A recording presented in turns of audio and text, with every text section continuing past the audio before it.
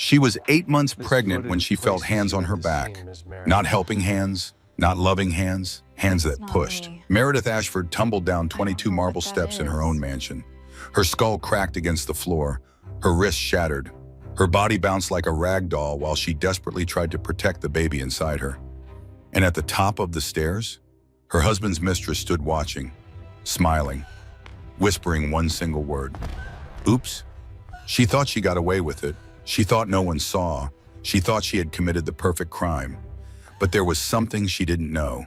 Something that would destroy everything. A nanny cam, hidden in the hallway, recording every single second. What happens next will shock you.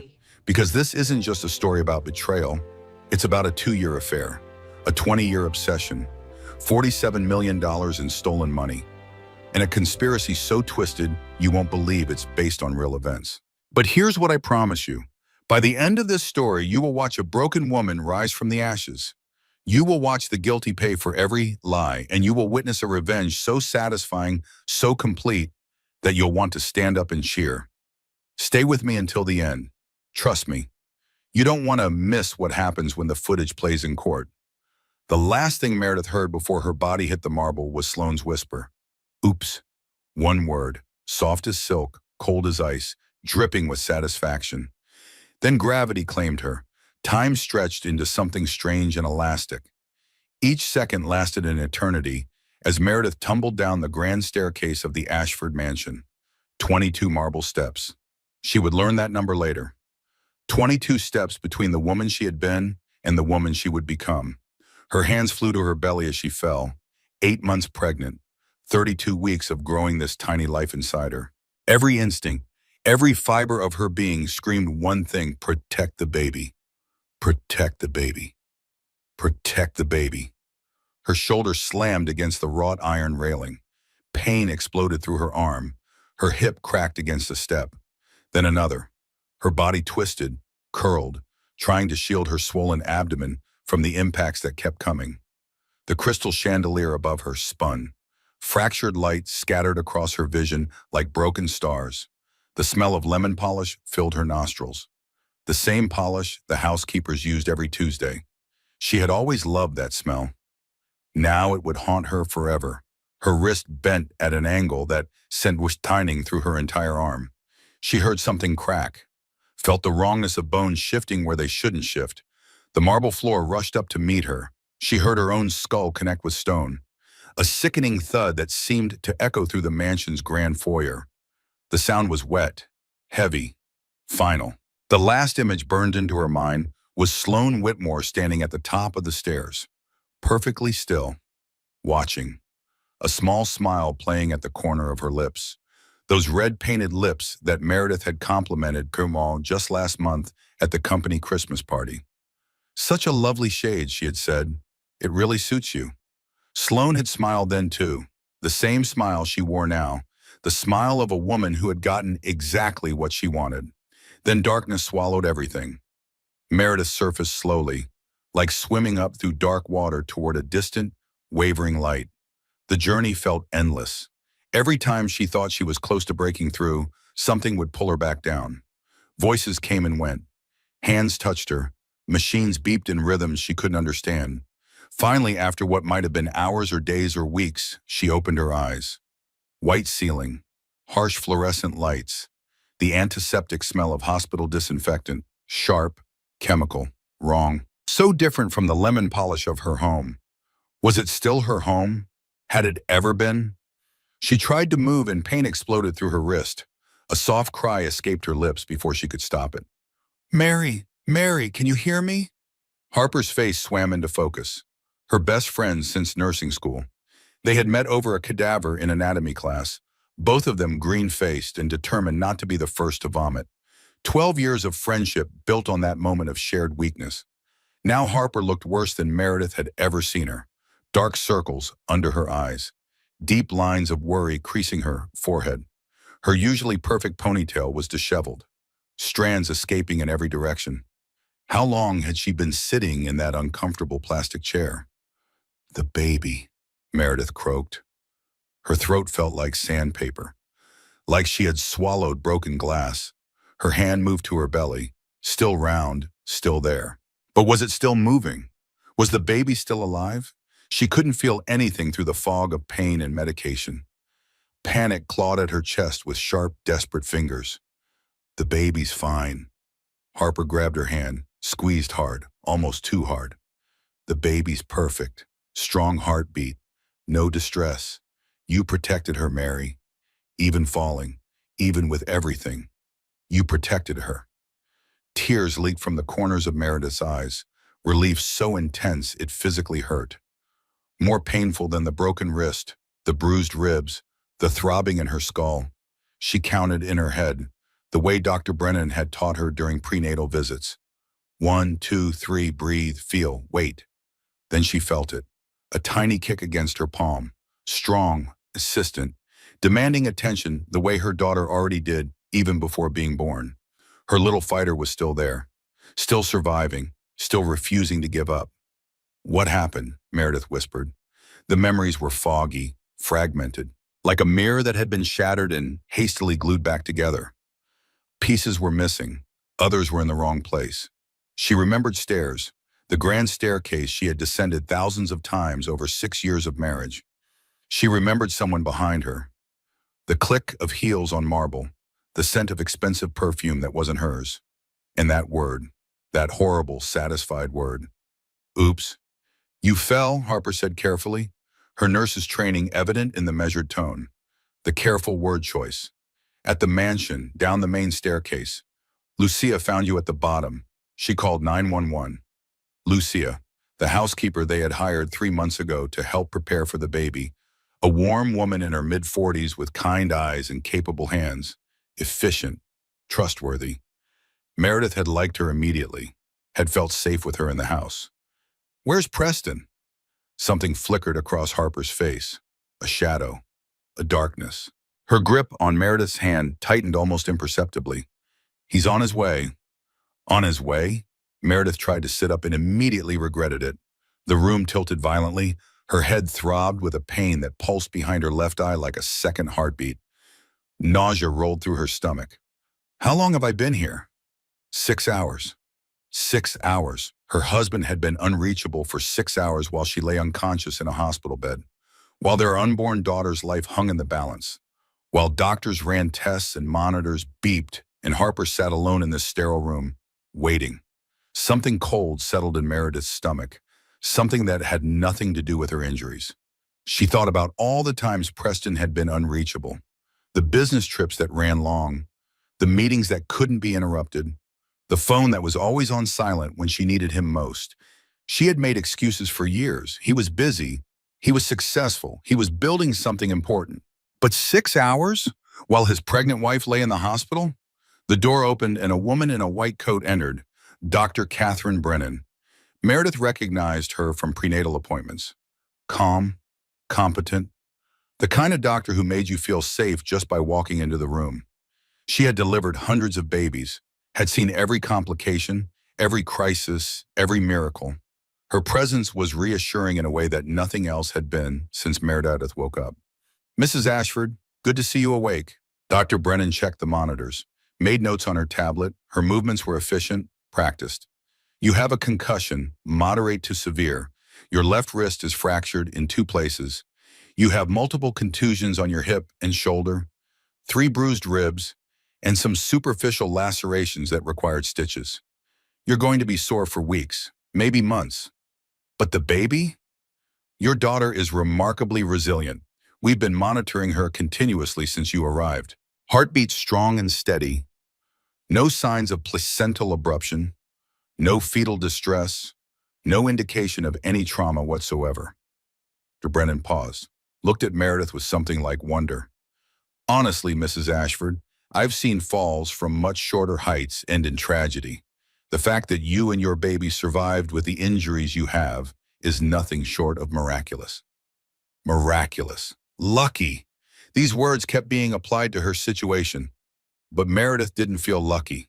She felt broken, confused, like the ground beneath her feet had shifted and she couldn't find her balance anymore. Doctor, Harper said quietly, the police are here. They want to speak with her. Meredith's heart stuttered, skipped a beat. Police? Why would the police be here? Dr. Brennan and Harper exchanged a glance. That silent communication between medical professionals that always meant something was being left unsaid. Something important. Something that would change everything.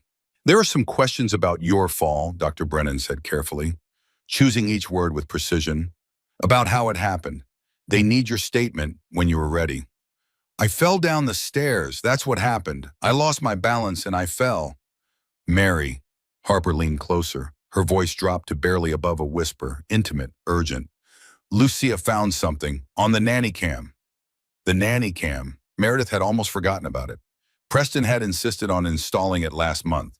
For when the baby came, he said, to watch the nursery, to make sure everything was safe, to give them peace of mind when they couldn't be in the room. They had tested it in the upstairs hallway because the nursery wasn't finished yet. The painters were still working on the mural. The furniture hadn't arrived.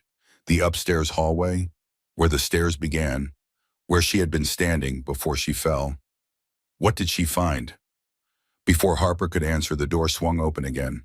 Preston strode in like he owned the place, which technically he did. Preston Ashford owned a lot of things. A tech company worth $200 million. A mansion in the hills with 14 rooms and a view of the entire city. A fleet of luxury cars. A private jet. A vacation home in Aspen and an apartment in Manhattan and a yacht docked in Monaco. And her. For 6 years, he had owned her too. She just hadn't realized it until this moment. Meredith. He crossed to the bed in 3 long strides, pressed a kiss to her forehead. His lips were cold. His breath smelled like coffee and something else. Something floral, familiar. Thank God you're all right. I came as soon as I heard. 6 hours, she said quietly. It took you 6 hours. I was in meetings. My phone was off. You know how important the quarterly review is. The board members flew in from Tokyo. I couldn't just walk out. His hand found hers. The gesture felt automatic, rehearsed, like something he had seen in movies and was now performing for an audience. I'm here now. That's what matters. Meredith studied her husband's face. Square jaw, blue eyes, the silver threading through his dark hair at the temples that she had always found distinguished. Handsome in that corporate way. Like a man who belonged on magazine covers and in boardrooms and at the head of long tables where important decisions were made. She had fallen in love with that face once, had trusted that face with her life, her future, her heart. Now she searched it for something she couldn't name, something that should have been there and wasn't. Concern, fear, love. The expression he wore was wrong somehow, like a mask that didn't quite fit. Mr. Ashford. A man appeared in the doorway, broad shoulders, tired eyes, the kind of exhaustion that came from seeing too much human darkness. A badge was clipped to his belt. Gold. Official. I'm Detective Thomas Brennan. No relation to the doctor before you ask. I have some questions about your wife's accident. Of course. Preston straightened, slipped into his professional voice, the one he used for investors and journalists and anyone he needed to charm. Smooth, controlled, unflappable. Anything to help. My wife's safety is my top priority. Actually, sir, I'd like to speak with Mrs. Ashford alone first. The detective's gaze was steady, unreadable, giving nothing away. Standard procedure in cases like this. Preston's jaw tightened, almost imperceptibly. But Meredith had been married to him for 6 years. She knew every micro-expression, every tell, every tiny movement that betrayed what he was thinking beneath the polished surface. And that particular twitch meant he was unhappy about something, worried about something, afraid of something. I don't think my wife needs to be interrogated in her condition. She's been through a traumatic experience. She needs rest, not questions. It's not an interrogation, sir, just some questions. Detective Brennan held up a tablet. The screen was dark, but Meredith could see her own reflection in the glass. Pale, bruised, barely recognizable. We have footage we'd like her to review. Preston went still.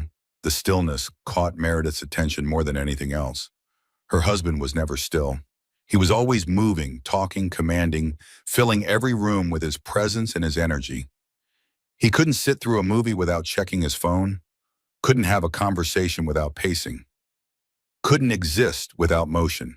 But in that moment, he froze, like a man who had just seen something terrible, like a man who had just heard very bad news. Footage? His voice stayed level, casual, but something underneath had shifted, cracked. From where? The nanny cam in the upstairs hallway, Detective Brennan said. Your housekeeper retrieved the recording and contacted us. She was quite concerned about what she saw. Preston's eyes darted to Meredith. Then away, quick, guilty. His hand was still holding hers, but his grip had gone slack. Lifeless. I'd like to see it, Meredith said. Her voice sounded stronger now, clearer. Something was happening here. Something she didn't understand yet.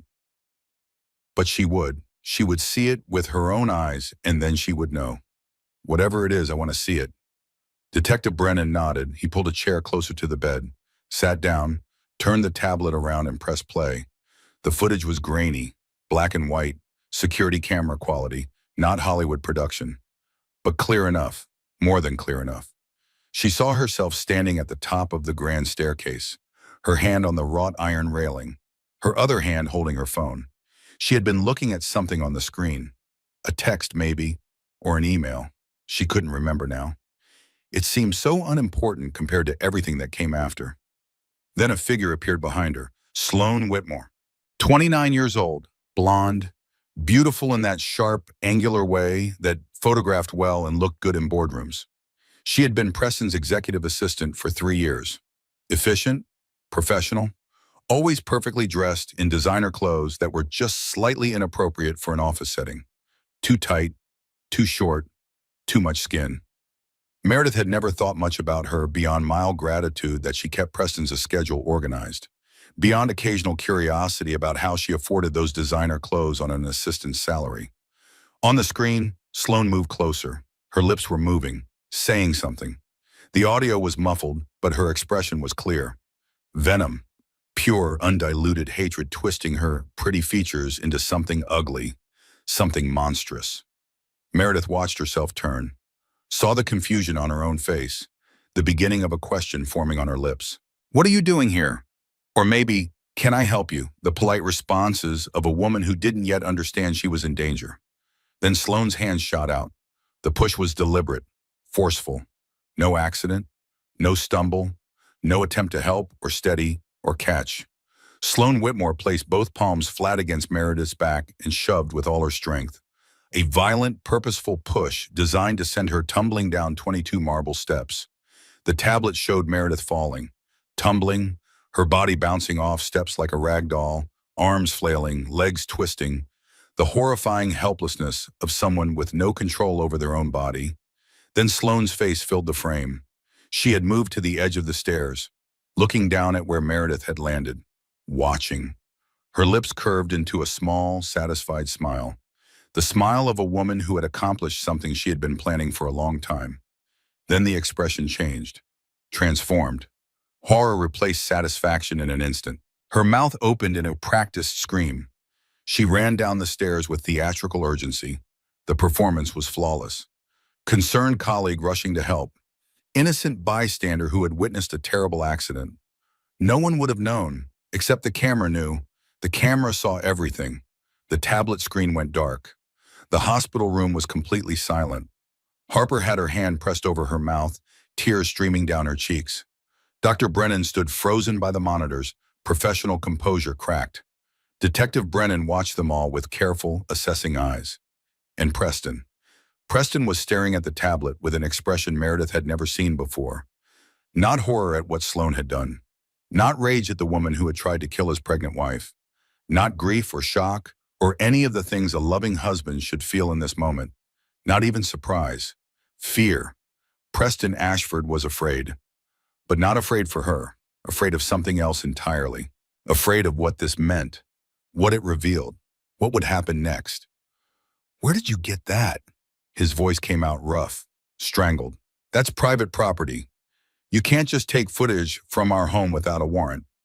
Your housekeeper provided it voluntarily, sir. Detective Brennan's tone had gone flat, professional, the tone of a man who had seen enough guilty reactions to recognize the one when he saw it. She witnessed the aftermath and secured the evidence before anyone could tamper with it. Tamper? What are you implying? This is clearly a misunderstanding. Sloane was probably trying to catch her. My wife lost her balance and Sloane tried to help. The angle makes it look wrong, but I'm sure if you talked to Sloane, she could explain everything. Meredith heard the words, but they didn't make sense. She watched them come out of her husband's mouth, and they might as well have been in a foreign language. He wasn't defending her. He wasn't demanding Sloane's arrest. He wasn't even asking if she was okay.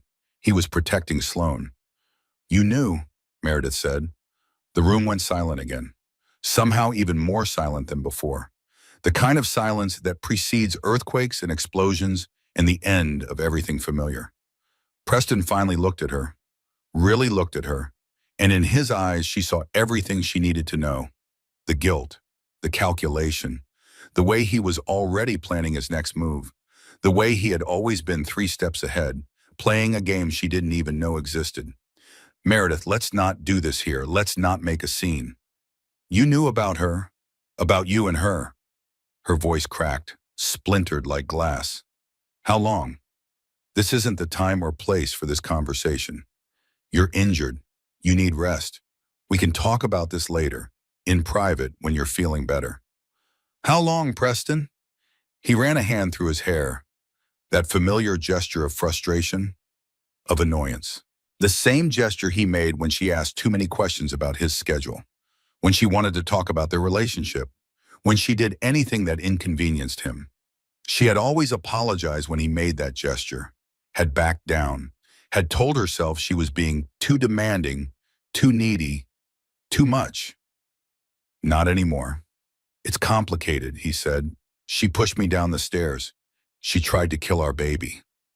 Meredith's hand found her belly again, protectively, instinctively, feeling for that reassuring kick. And you're protecting her. You're standing there defending the woman who tried to murder your daughter. How long has this been going on? Preston's mouth opened, closed, opened again. For the first time in their marriage, her husband seemed to have no words, no smooth explanation, no charming deflection. 2 years, he finally said.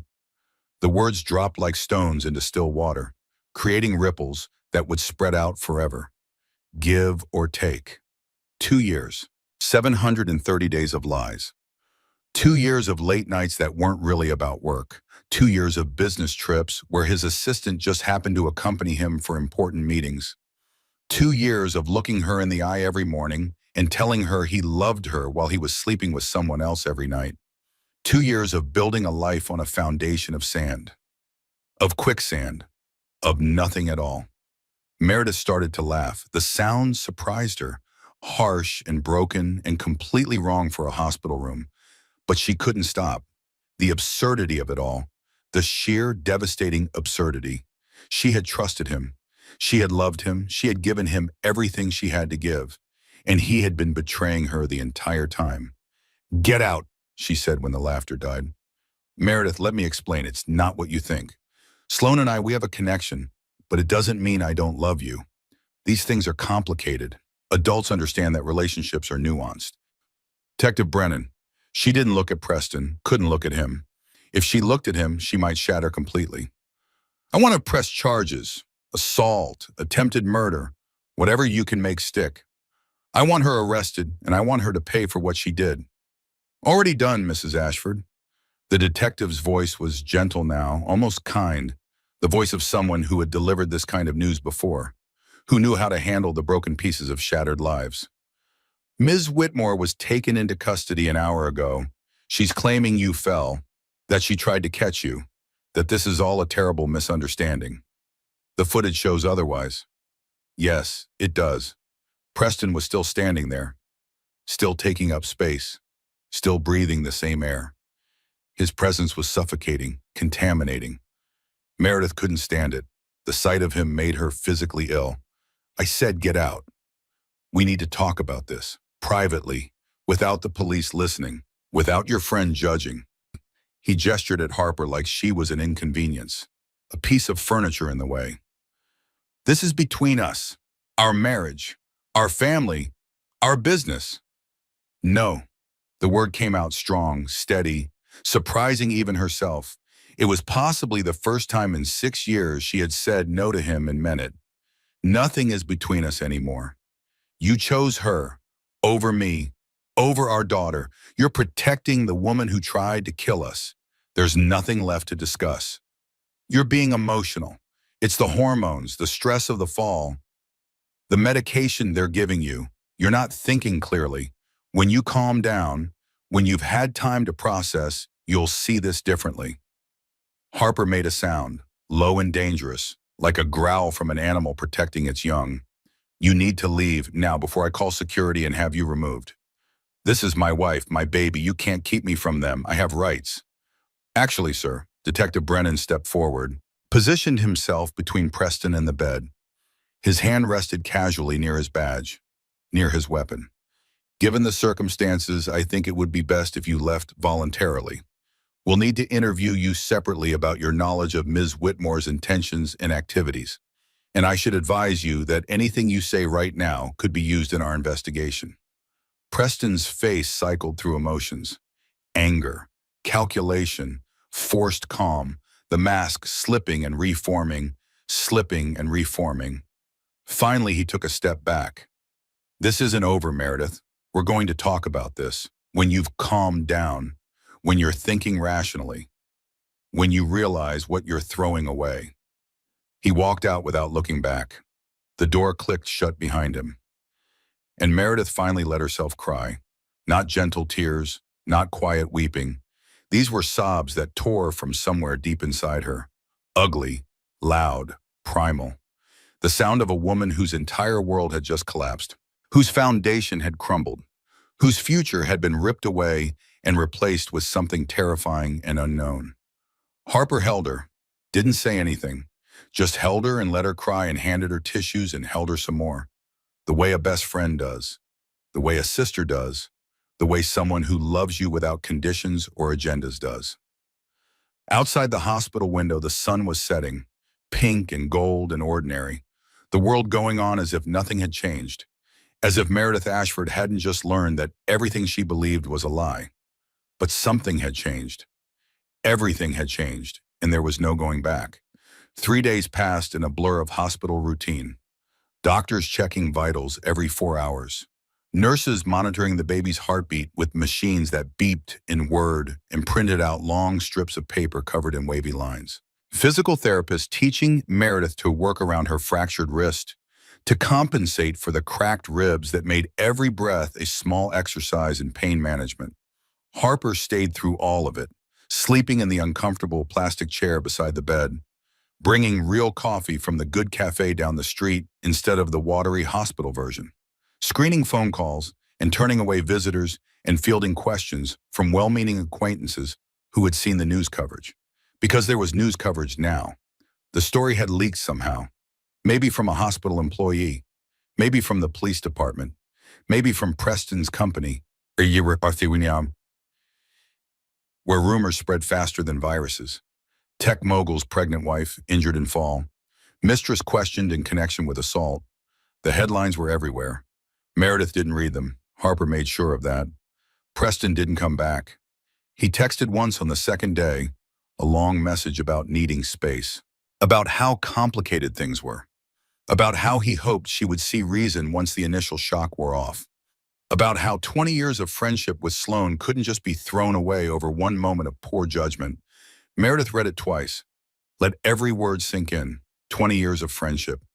He had known Sloane for 20 years, since before he met Meredith, since before his first company, since before everything. She had never known. He had never mentioned it. In 6 years of marriage, countless conversations about his past, his history, his relationships. He had never once mentioned that his executive assistant was an old friend, a close friend, a friend of 20 years. She deleted the message without responding, blocked his number. It wasn't enough, but it was something. On the third morning, Detective Brennan returned. He looked tired, the kind of tired that came from too many late nights and too much coffee, and the weight of other people's tragedies pressing down on your shoulders. Meredith recognized that look. She had seen it in the mirror too many times over the past 3 days. Sloan Whitmore's arraignment was yesterday, he said, settling into the chair Harper had vacated for a coffee run. She's out on bail, $250,000. Your husband posted it within the hour. Meredith nodded. She had expected that. The initial shock had faded into something colder over the past few days, something harder, something that didn't have room for surprise anymore. She's still claiming it was an accident? Her lawyer's going with the defense that she was trying to catch you when you tripped, that her hands were positioned behind you to help, not to push, that the footage is misleading, taken out of context, doesn't show the full picture. On the detective's expression made clear what he thought of that argument. But we had our tech people enhance the audio from the recording. They were able to isolate her voice, clear as day. She said something before she pushed you. Oops, Detective Brennan blinked. You remember? I remember everything. Meredith's hand rested on her belly. The baby kicked against her palm. Strong, healthy, a little fighter who had survived the unsurvivable. I just didn't understand what I was remembering until I saw the footage. It was like my brain had recorded it, but filed it in the wrong place. I thought I imagined it. That horrible little word, that satisfied little whisper. The audio will help the prosecution significantly. That one word establishes intent. It shows she knew exactly what she was doing and took pleasure in it. He paused, leaned forward. Along with her expression after you fell, that smile, the way she watched you lying there. Juries respond to that kind of thing. They see it and they know they're looking at someone without remorse. Will it be enough for a conviction? I've seen cases with less evidence go all the way. The footage is damning.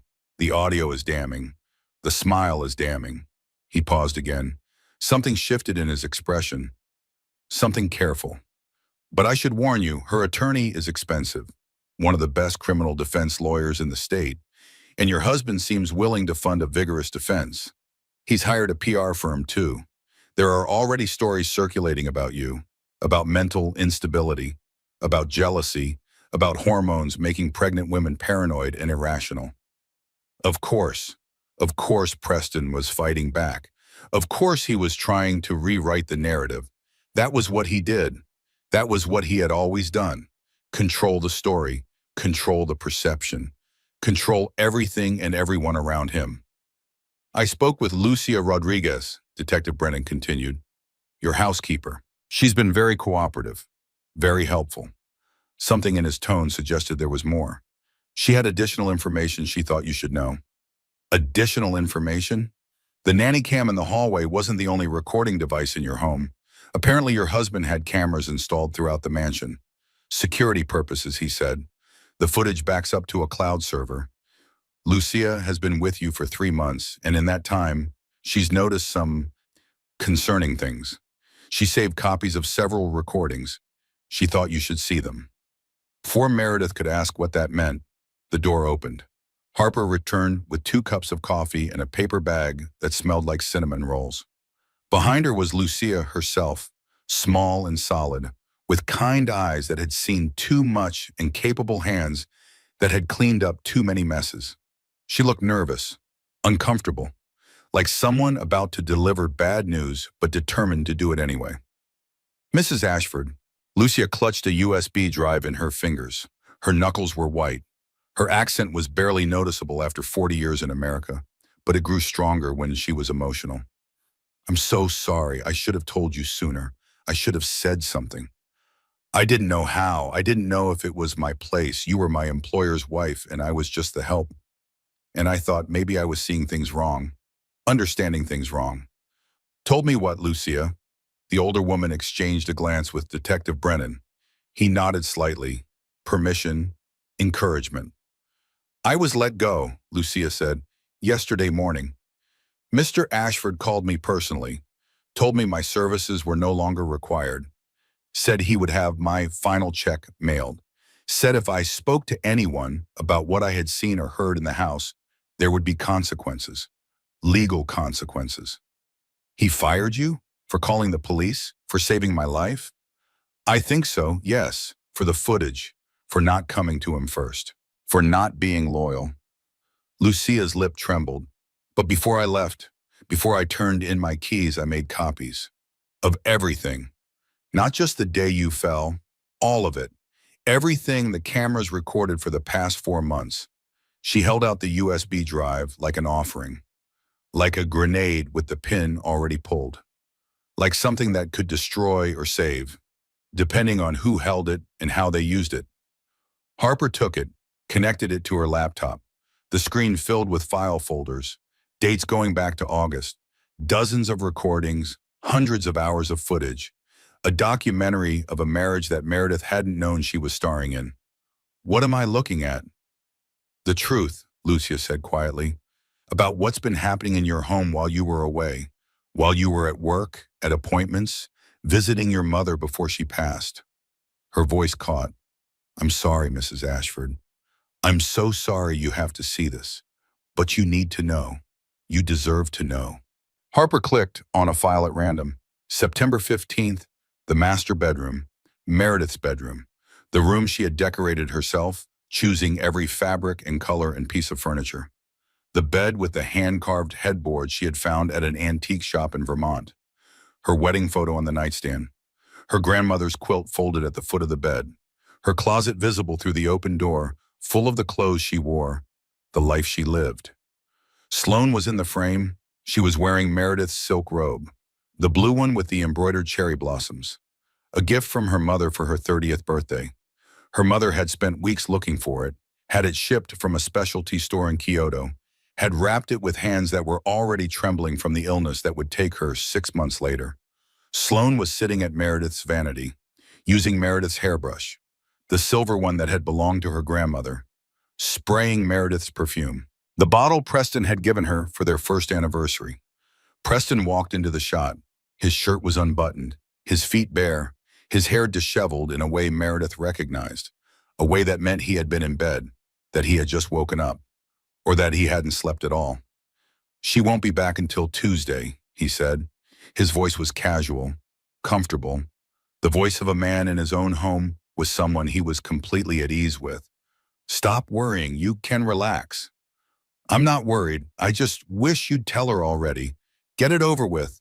I'm tired of sneaking around like we're doing something wrong. The timing has to be right.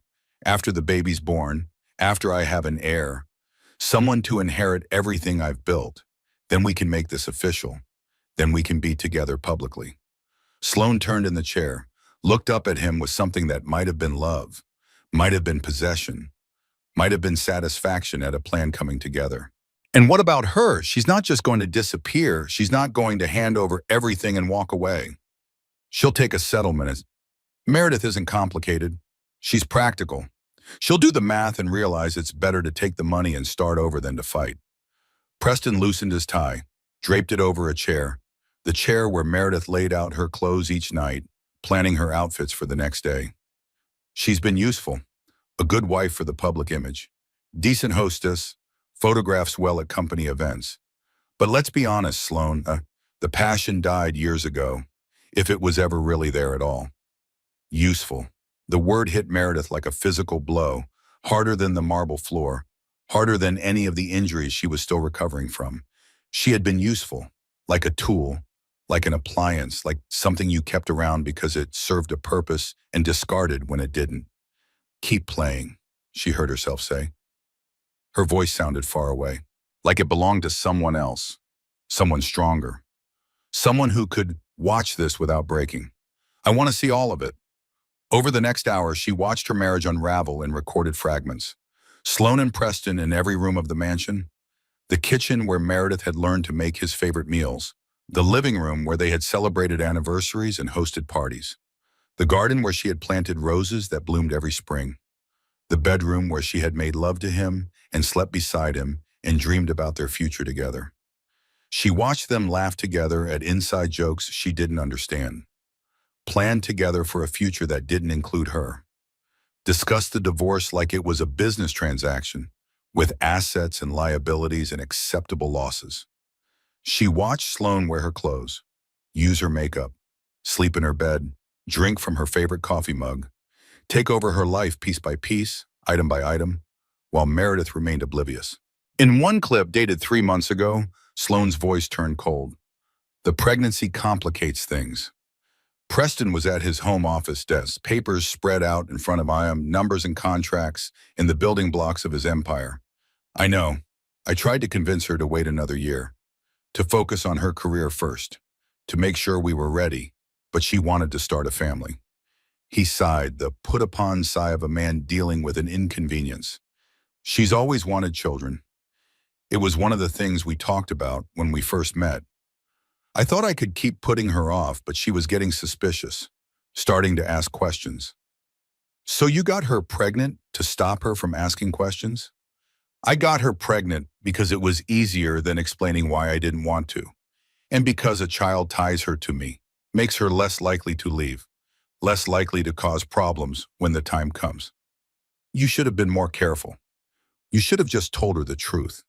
And say what? Sorry, darling, but I've been in love with someone else for 20 years and I only married you for your family connections and your willingness to play the supportive wife?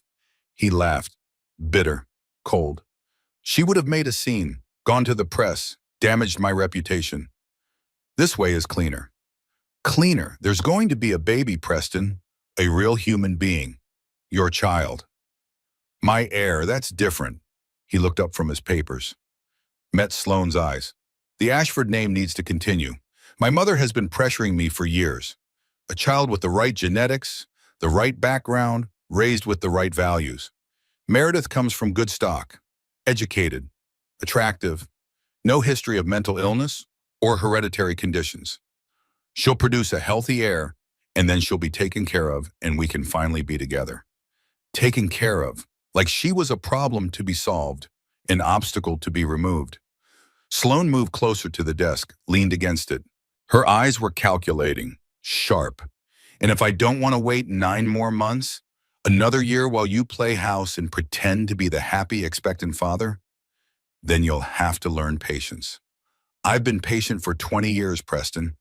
I was patient when you married that first wife fresh out of college. I was patient when you divorced her, and I thought you'd finally choose me, and then you met Meredith at that fundraiser.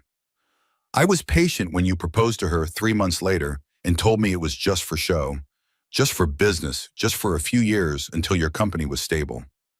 And I've always come back to you. I've always kept my promises. Just wait a little longer. There are other options. Sloane's voice dropped, darker, colder.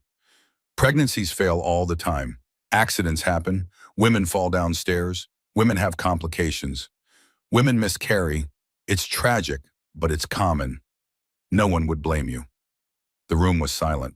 Meredith watched Preston's face on the screen, watched him consider what Sloane was suggesting, watched him weigh the options, the calculations visible behind his eyes. Let's not go there, he finally said. Not yet. She'll have the baby.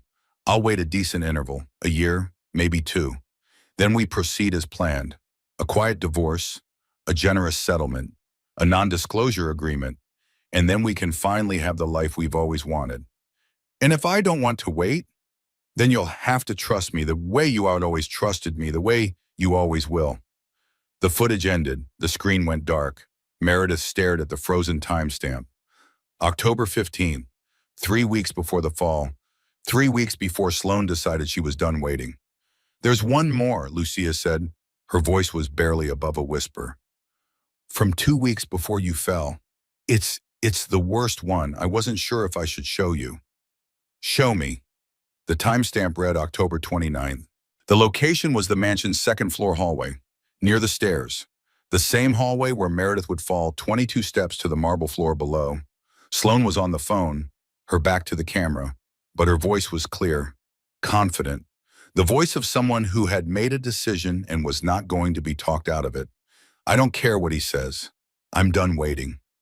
I've waited 20 years. I've watched him marry 2 other women. I've been the secret, the mistress, the dirty little truth he keeps hidden. I'm not doing it anymore. A pause, listening to whoever was on the other end.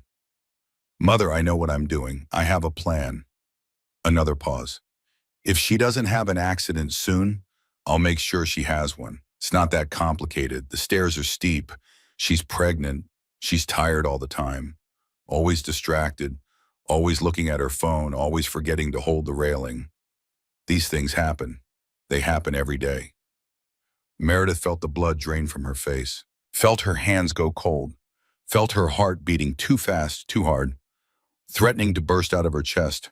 I'm not bluffing, mother.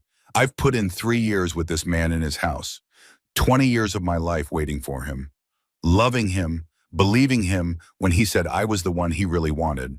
She had everything I deserve, the house, the name, the social position, the husband. Sloane's voice turned hard, bitter.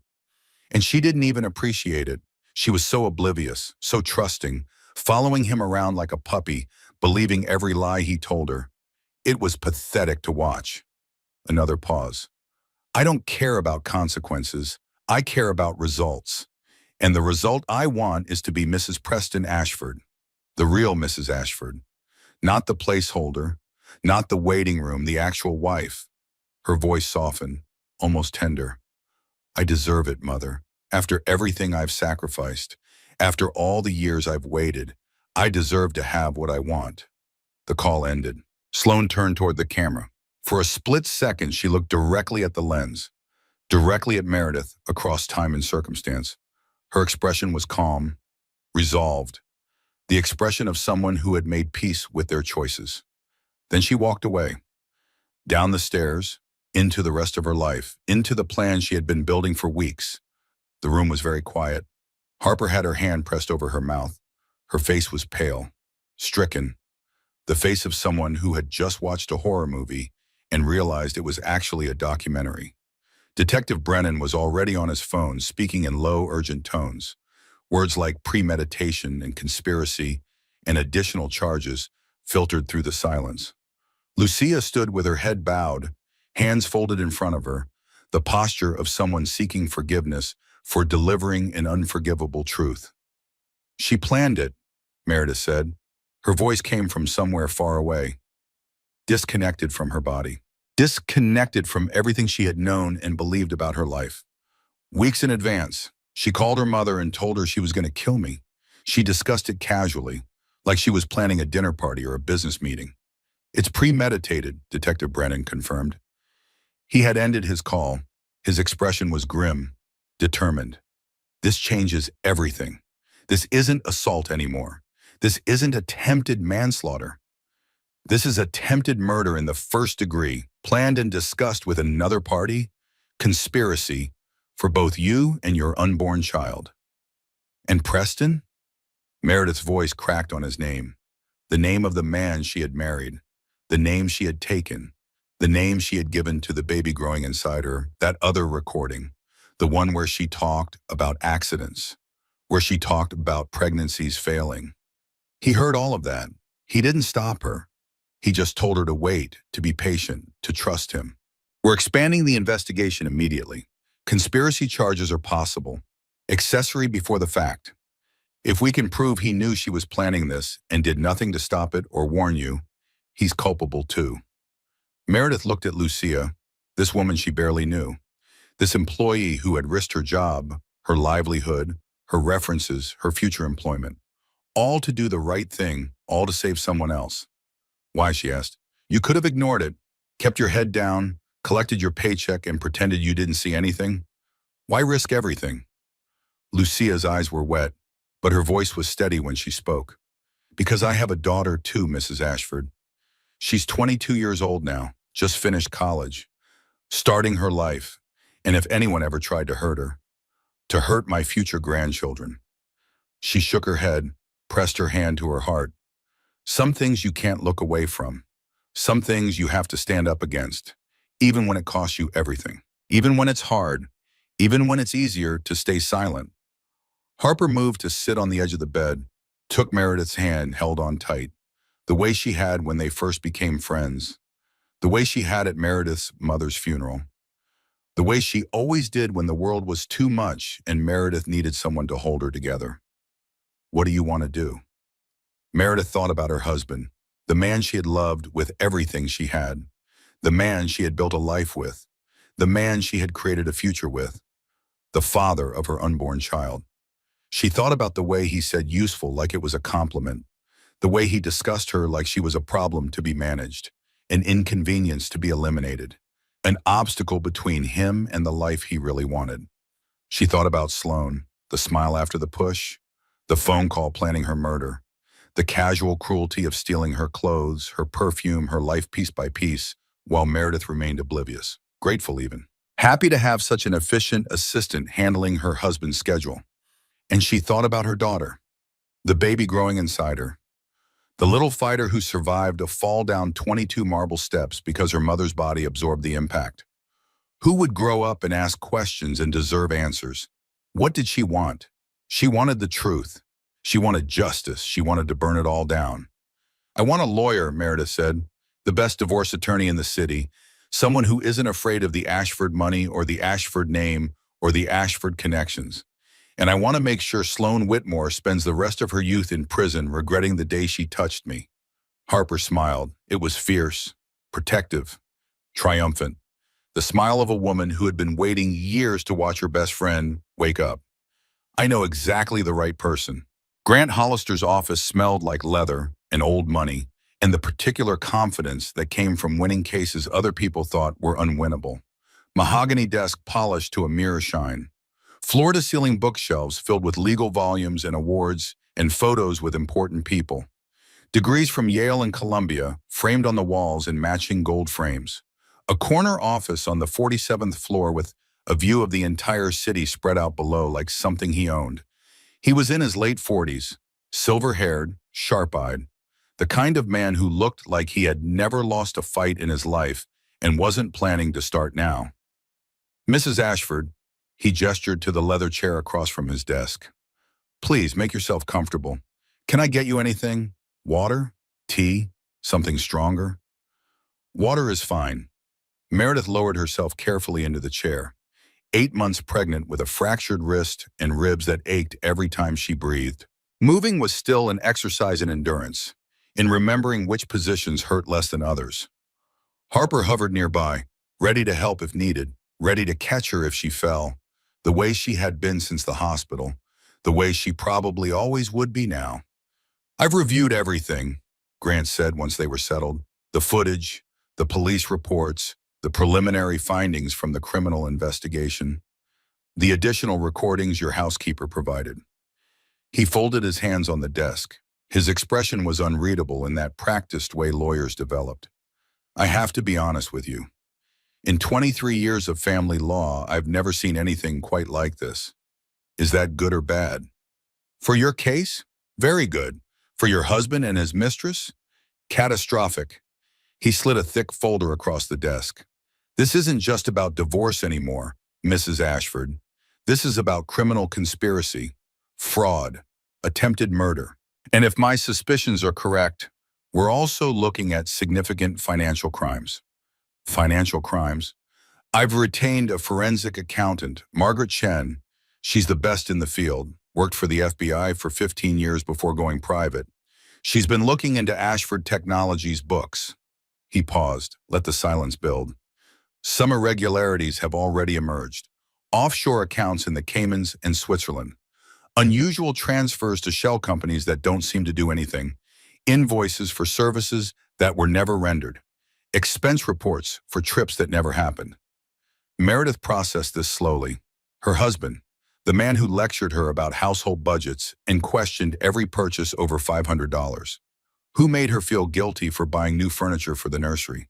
Who told her they needed to be careful with money even as they lived in a 14-room mansion and flew on private jets?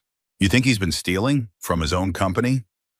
I think there's much more to Preston Ashford than meets the eye, and I think the closer we look, the more we're going to find buried beneath that polished surface. Grant leaned back in his chair, steepled his fingers. The question is, how far do you want to take this? How deep do you want to dig? As far as it goes, as deep as it takes. Even if it destroys him completely? Even if it means his mother coming after you with everything the Ashford family has? Even if it means your daughter growing up knowing her father is in prison? Meredith thought about the footage, the recordings, the casual way Preston discussed her like she was a business asset to be liquidated when she was no longer useful. The silence when Sloane talked about accidents and failed pregnancies and women who fell downstairs. He made his choices, she said. All of them. Every lie, every betrayal, every time he looked me in the eye and told me he loved me while he was planning to discard me. Those were his choices. I'm just revealing them.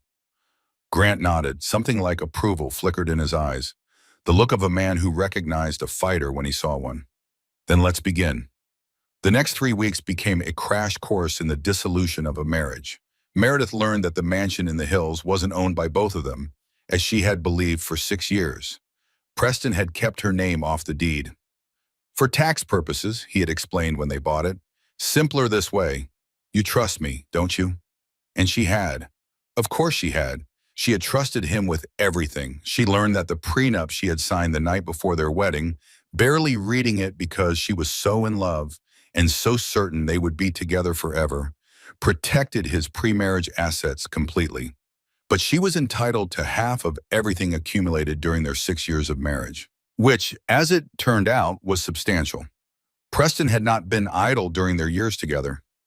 He had acquired properties she had never seen, investment portfolios she had never been told about, art collections stored in private vaults, all purchased with funds from their marital estate, all hidden in shell companies and trust structures that Meredith had never known existed. He's been preparing for this for years, Grant explained during one of their many meetings.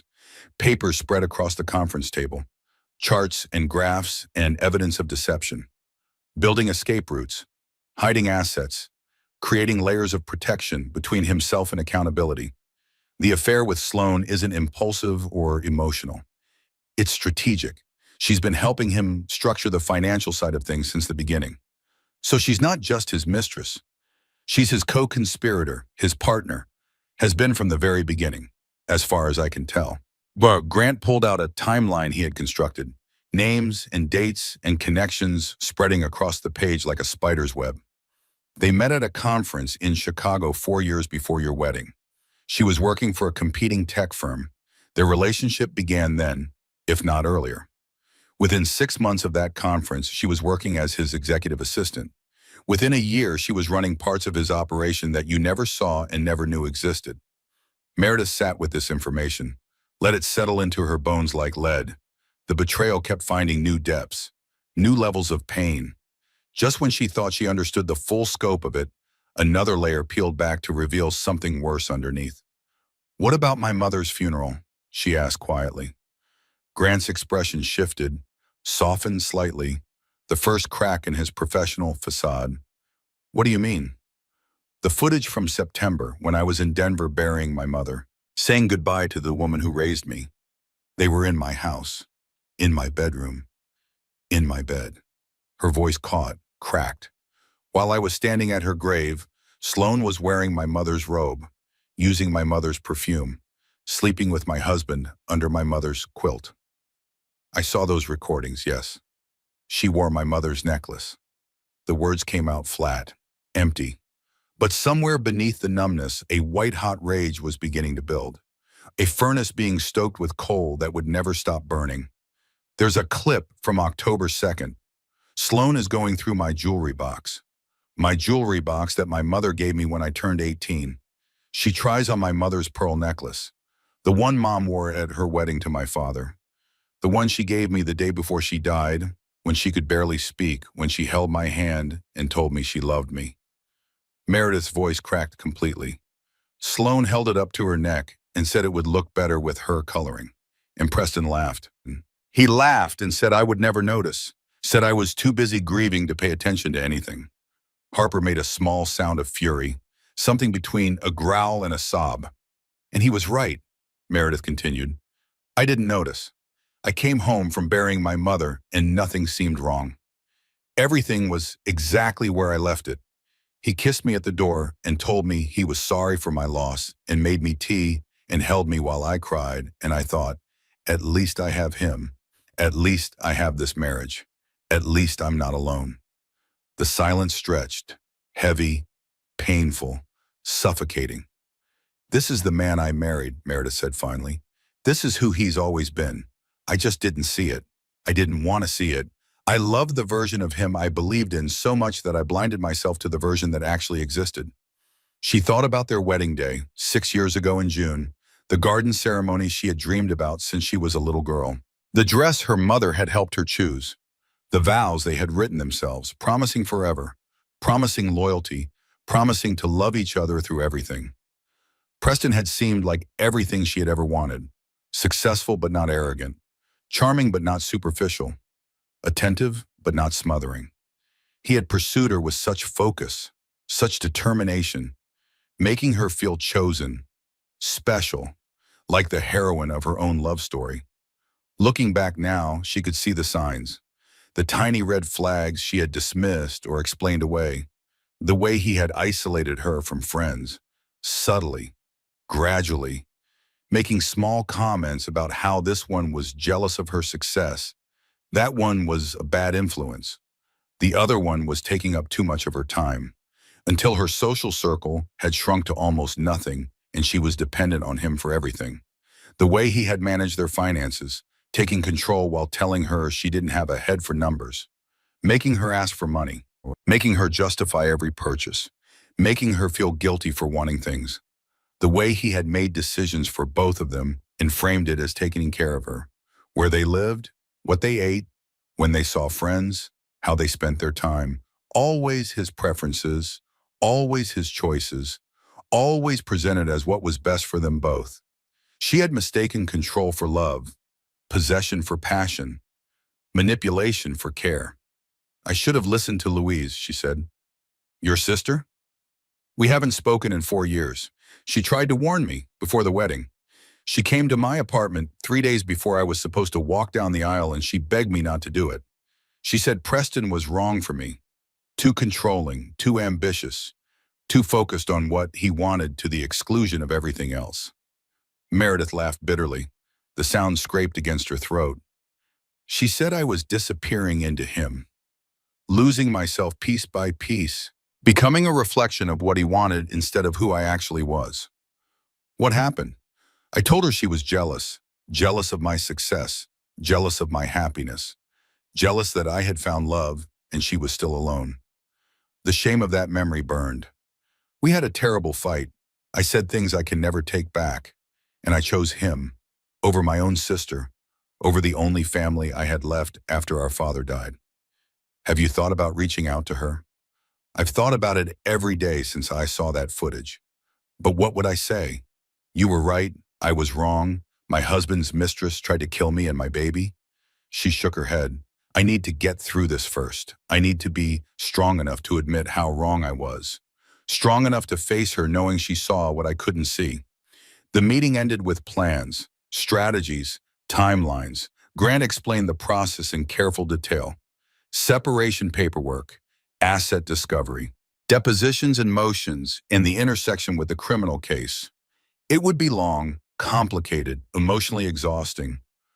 A marathon, not a sprint. But they would win. He was certain of that. "The evidence is overwhelming," he said as Meredith stood to leave, supporting herself on Harper's arm, her body protesting every movement.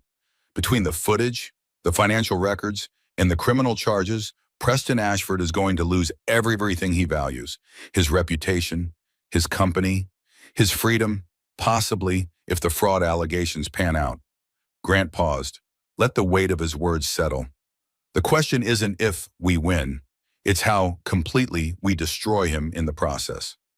Meredith didn't feel victorious as she left his office. She felt hollow, gutted, like someone had reached inside her and scooped out everything she thought she knew about her life and left only empty space behind.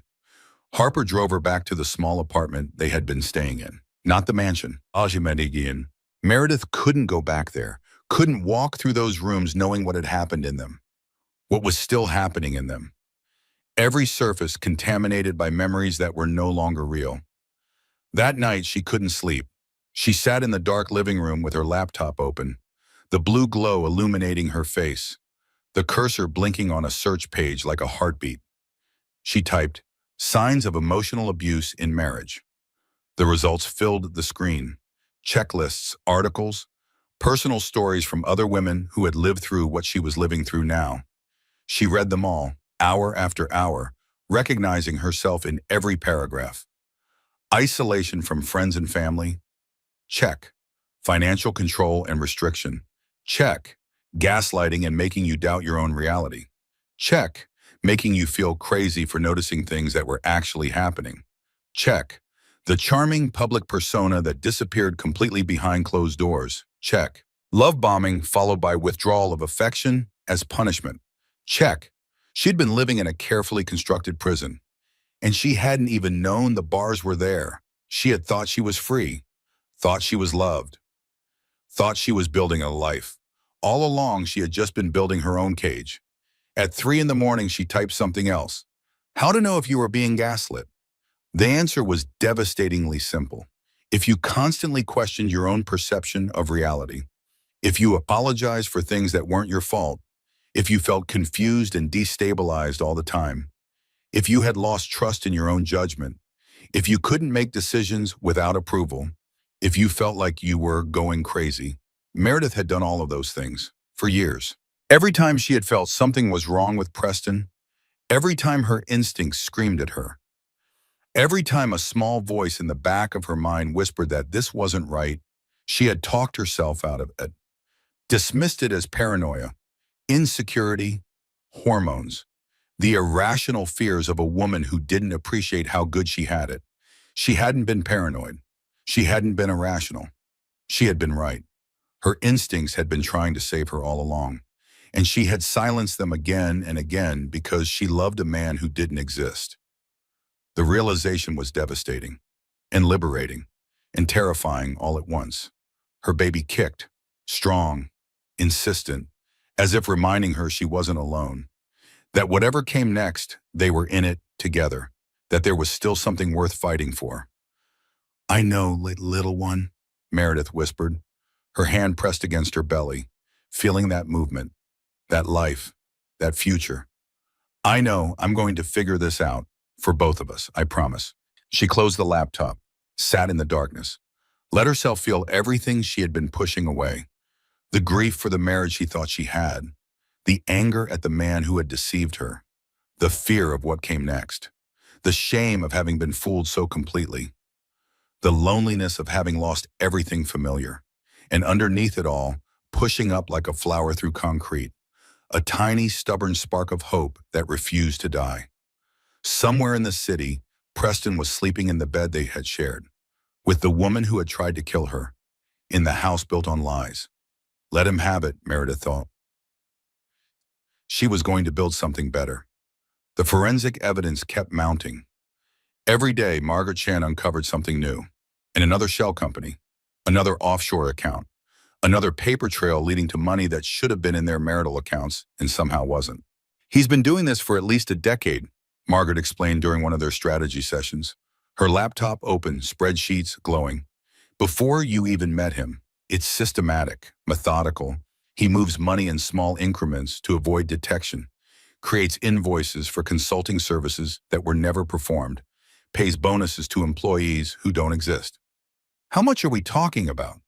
So far, approximately $47 million that can't be accounted for, and I've only scratched the surface. Margaret pushed her glasses up her nose. Your husband isn't just cheating on you, Mrs. Ashford. He's cheating everyone. His partners, his shareholders, his employees, the IRS. Meredith absorbed this information like she had absorbed everything else over the past few weeks, with a numbness that was starting to feel permanent, like a part of her had died in that fall and she was still learning to live without it. What happens when you report this? The SEC will get involved, the FBI probably. Financial crimes of this magnitude don't go unnoticed once they're exposed. Margaret's expression was carefully neutral. It's likely to take years to fully untangle, but the result will be the same. Prison time. Significant prison time.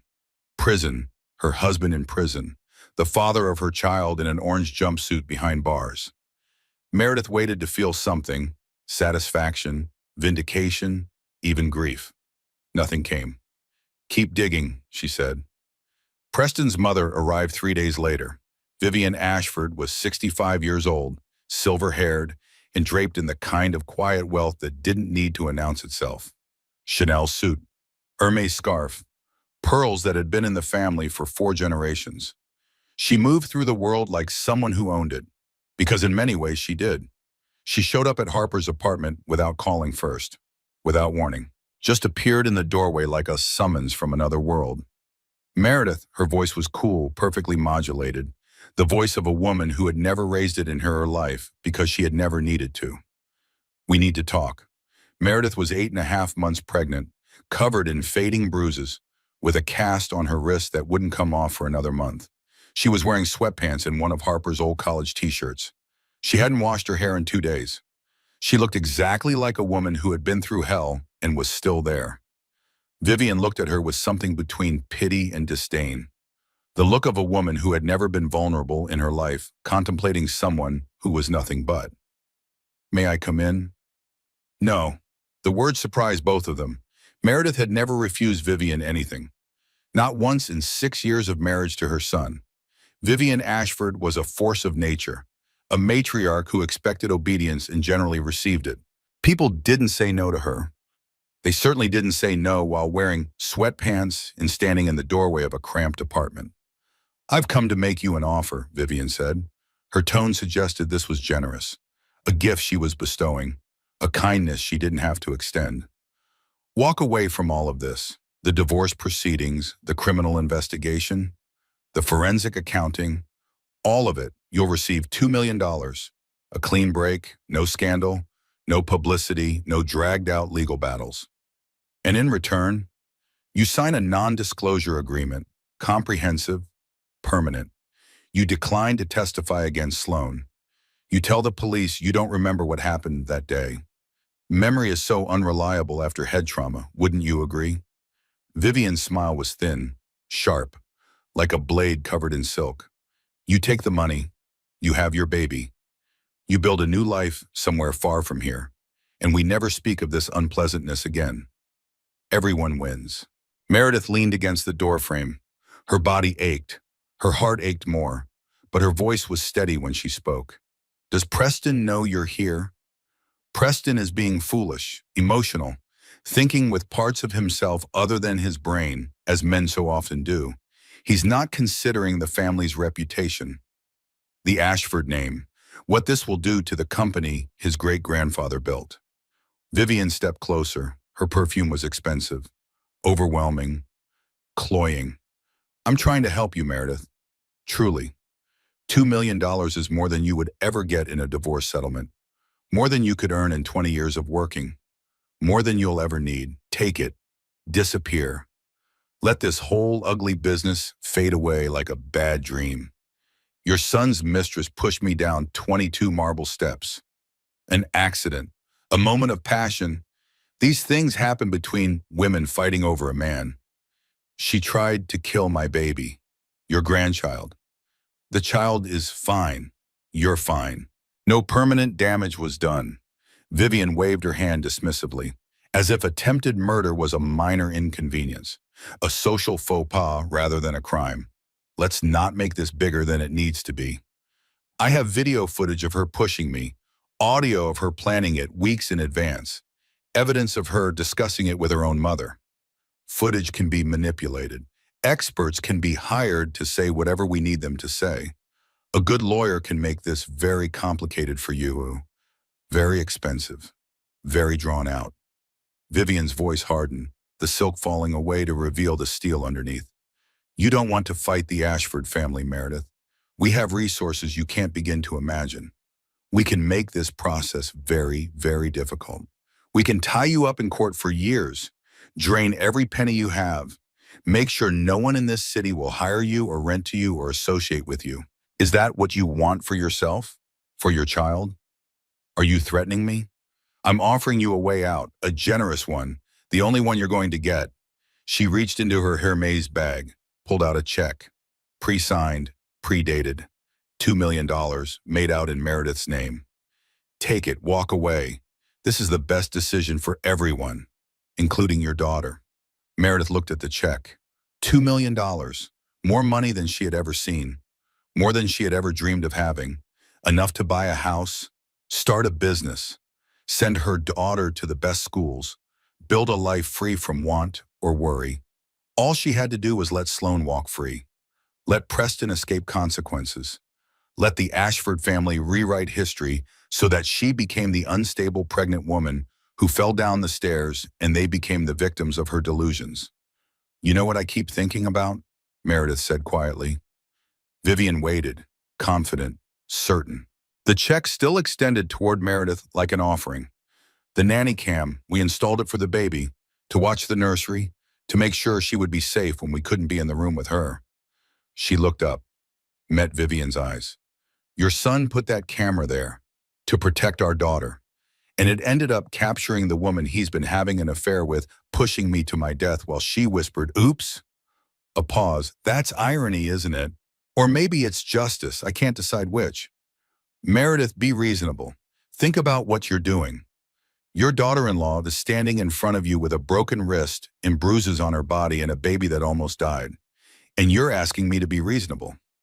Meredith's voice was steady now, cold, forged in the fire of everything she had learned and everything she had lost.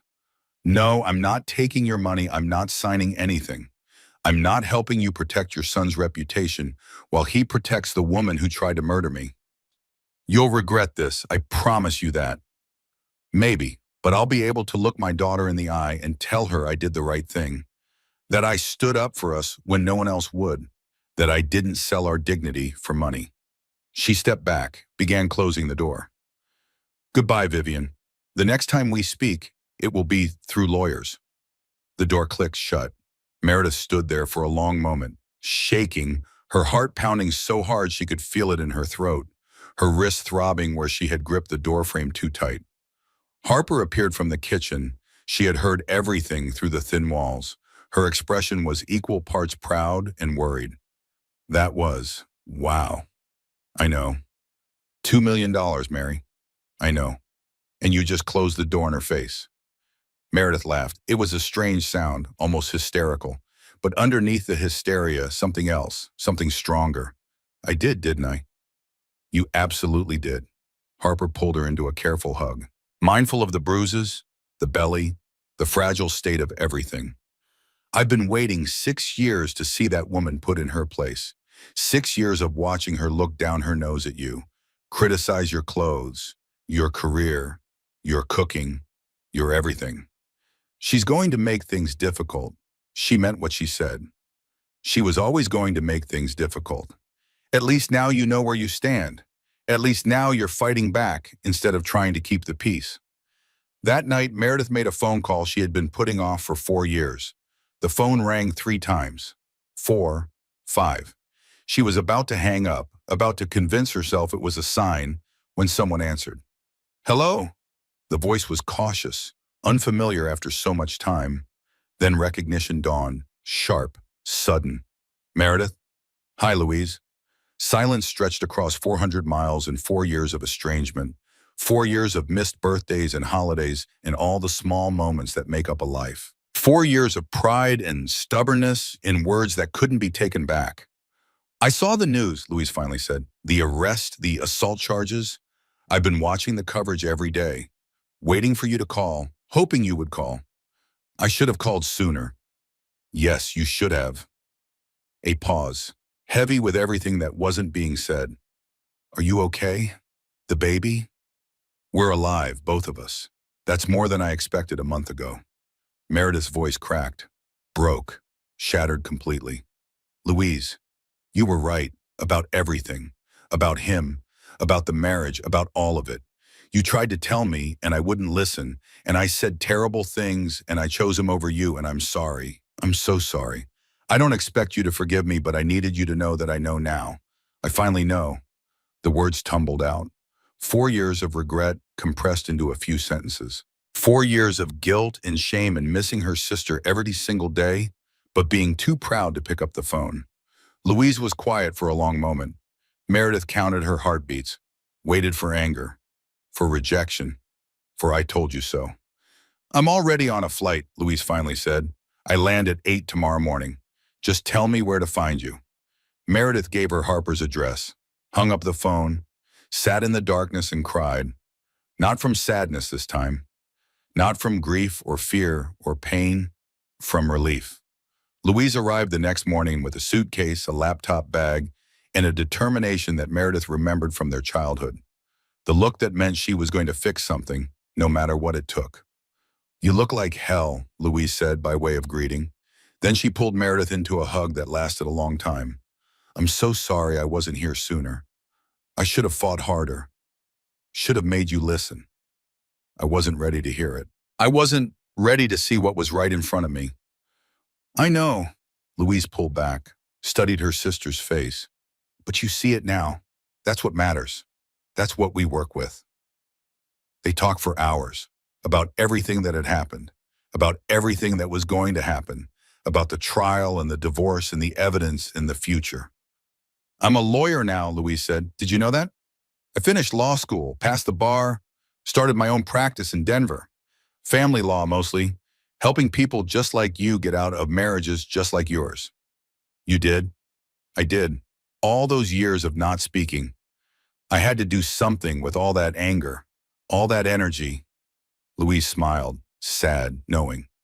Helping other people leave their terrible husbands seemed like a decent way to channel it. "I'm proud of you. I know I don't have the right to be, but I am." "You have every right. You're my sister." That never stopped being true, even when we weren't talking. Louise had also brought Margaret Chen, the forensic accountant, who had more to show them. More shell companies, more hidden accounts, more evidence of a decade of fraud.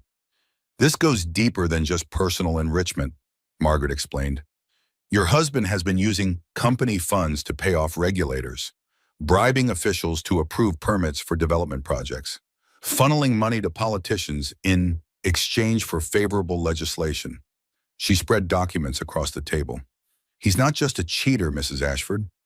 He's a criminal, on a scale that's almost impressive if it weren't so disgusting." Meredith looked at the papers, the bank statements, the email chains, the paper trail of her husband's betrayal. "All those years he told me I didn't understand finances, that I shouldn't worry about money, that he would take care of everything." She laughed bitterly. "He was stealing from everyone and he made me feel guilty for buying new shoes." "Classic financial abuse," Louise said. "Keep you dependent, keep you ignorant, keep you so focused on small things that you never see the big picture. Make sure you can't leave because you don't even know where the money is or how to access it." "I thought he was protecting me, sheltering me. I thought it was love. That's what he wanted you to think. That's how it works." Malcolm Foster reached out 2 days later, Preston's former business partner. The man Preston had pushed out of the company 3 years ago in a boardroom coup that Meredith had witnessed but not understood. They met at a coffee shop downtown. Malcolm was in his mid-40s, salt and pepper hair, tired eyes. He looked like a man who had been carrying a heavy burden for far too long and was finally finding people strong enough to share it. "I tried to warn people," he said, his hands wrapped around his coffee cup like it was a lifeline. "When I first noticed the irregularities in the books, the offshore transfers, the fake invoices, I went to the board, showed them everything I had found." "What happened?" "They didn't believe me. Preston had them all convinced I was the problem. Bitter, jealous, trying to sabotage him because he was more successful than me." Malcolm's jaw tightened. "He told them I was having personal problems, that I was drinking, that I had made bad investments and was looking for someone to blame. He destroyed my credibility completely. I'm sorry. He destroyed more than my credibility. He destroyed my marriage. My wife left me. She believed him over me, believed I was lying about the fraud because I couldn't handle being second best." His voice cracked. "I've been alone for 3 years, watching from the outside while he got richer and more powerful, watching him alarm and steal and charm everyone into believing he was some kind of visionary genius. Why didn't you go to the authorities?" "I tried, but I didn't have enough evidence, just suspicions, fragments, things that I'd noticed but couldn't prove." He reached into his briefcase, pulled out a thick manila envelope. "So I've been gathering, documenting, waiting for someone else to see what I saw, someone with more credibility than a disgraced former partner." He slid the envelope across the table, heavy with papers, with proof, with years of patient, determined work. "Everything I've collected over the past 3 years, bank records, email exchanges, meeting notes I shouldn't have kept copies of, internal memos that someone forgot to shred. He met her eyes. I couldn't do anything with it alone. One crazy ex-partner making accusations no one believes. But with your footage, your lawyer, your willingness to fight, your wife of the accused credibility. He paused. Maybe now we can finally bring him down. Meredith took the envelope, felt the weight of it in her hands. 3 years of one man's struggle against a system designed to protect men like Preston. Why help me? She asked. You don't know me. You have no reason to trust me. For all you know, I'm loyal to my husband, and this is some kind of trap. Because I have a daughter, too. Malcolm's voice was rough, emotional, the armor of professionalism cracking. She's 20 years old now, just finished college, and she still believes her father is a failure, a liar, a man who couldn't accept losing and made up stories to make himself feel better. He swallowed hard. I want her to know the truth. I want her to know I was right all along. I want her to know her father isn't what everyone says he is. Meredith understood that. The desperate need to be believed. To have your reality validated after years of being told you were wrong. To look someone in the eye and have them say, yes, I see it too. Then let's make sure she knows, she said. Let's make sure everyone knows. That evening, sitting in Harper's small apartment, surrounded by evidence and allies and the wreckage of her marriage, Meredith felt something shift inside her. The grief was still there, the anger, the fear, all of it still churning beneath the surface, still threatening to pull her under. But underneath it all, something new was growing. Resolve, purpose, direction. She placed her hand on her belly. Her daughter kicked, strong, insistent, demanding attention the way she always did. We're going to be okay, Meredith whispered. Both of us, I promise. For the first time since the fall, she actually believed it. The criminal case against Sloan Whitmore moved faster than anyone expected. The enhanced audio from the nanny cam. The phone call recording where she discussed making sure Meredith had an accident. The testimony from Lucia about threats she had overheard. All of it painted a picture that no amount of expensive lawyers could obscure. Premeditated attempted murder of a pregnant woman by the mistress of her husband. The media loved it. Headlines screamed across every platform, every news channel, every gossip site and tabloid and social media feed in the country. Tech mogul's mistress charged with attempted murder. Nanny cam catches shocking assault in mansion. The woman behind the stairs, inside the triangle that turned deadly.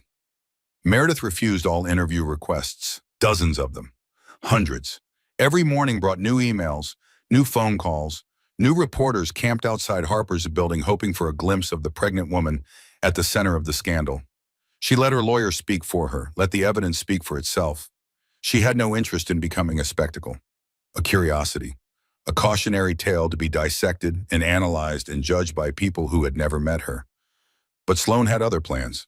She's going to testify, Grant told her during one of their strategy sessions. Her lawyer has informed the court she wants to take the stand in her own defense. They're going for sympathy. The vulnerable young woman manipulated by a powerful older man. The victim of circumstance who panicked in a moment of stress. She planned it for weeks. She talked about it on a recorded phone call with her mother. They'll claim the call was taken out of context, that she was venting frustration, not actually planning violence, that she never intended to follow through, that what happened on the stairs was a moment of temporary insanity, not premeditated murder. Grant's expression was grim. It's a Hail Mary defense. Desperate, unlikely to succeed. But sometimes juries respond to a pretty face telling a sad story. And Preston? He's been subpoenaed as a witness for the prosecution. They want him to testify about the nature of his relationship with Sloan, about what he knew and when he knew it, about conversations they had regarding you. Will he tell the truth? He'll tell whatever version of the truth protects him most, whatever story casts him as the innocent bystander rather than the accomplice. Grant leaned back in his chair, which is why we need to be prepared for anything, every twist, every lie, every attempt to shift blame. The trial began on a cold Tuesday in November. Meredith sat in the front row of the gallery, 9 months pregnant now, her belly straining against the fabric of the maternity dress Louise had helped her pick out. Something dignified, something that said victim, not vindictive, Something that would photograph well for the cameras that would be analyzing every frame of footage from this courtroom. Harper flanked her on one side, Louise on the other, both of them armed with tissues and water bottles and the fierce protectiveness of women defending someone they loved. Meredith's due date was 2 weeks away. Dr. Brennan had advised against the stress of a trial, had warned that the emotional strain could trigger early labor, had suggested watching from home, following the proceedings on television. She came anyway. She needed to see this through, needed to watch justice unfold, needed to look Sloan Whitmore in the eye and let her know that she had survived, that she was still standing, that 22 marble steps weren't enough to break her.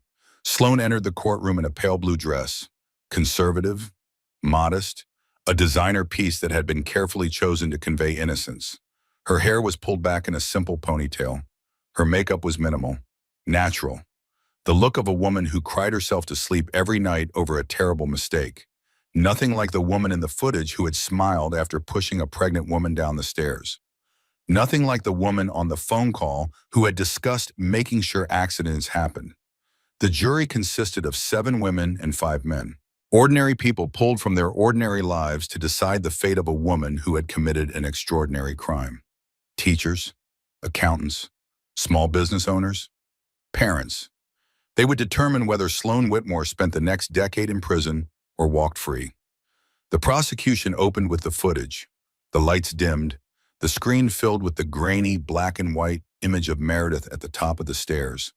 Her hand on the railing, her phone in her other hand.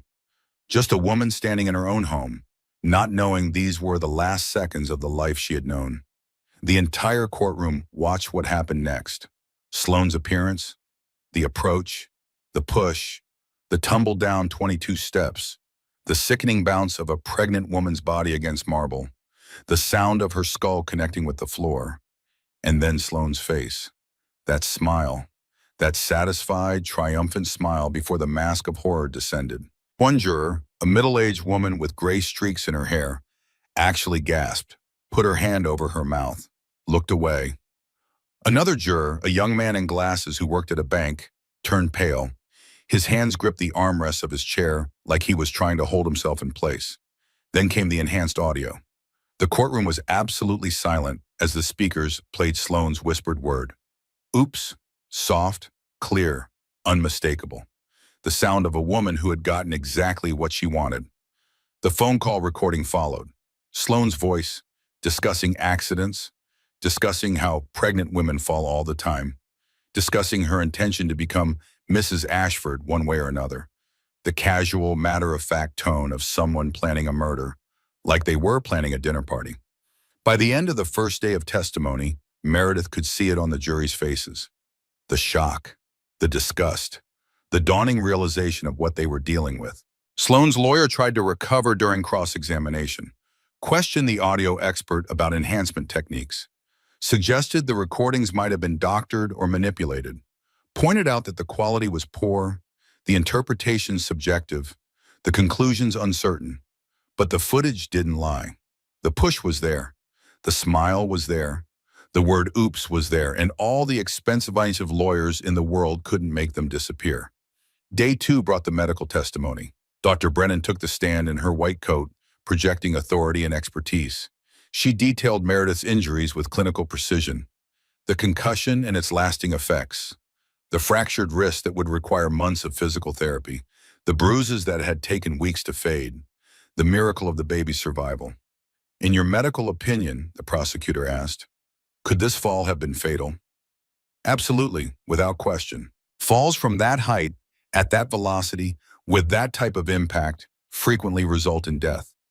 The statistics are clear. A 22-step fall onto marble has a mortality rate of approximately 60%. Dr. Brennan paused. Let that number sink in.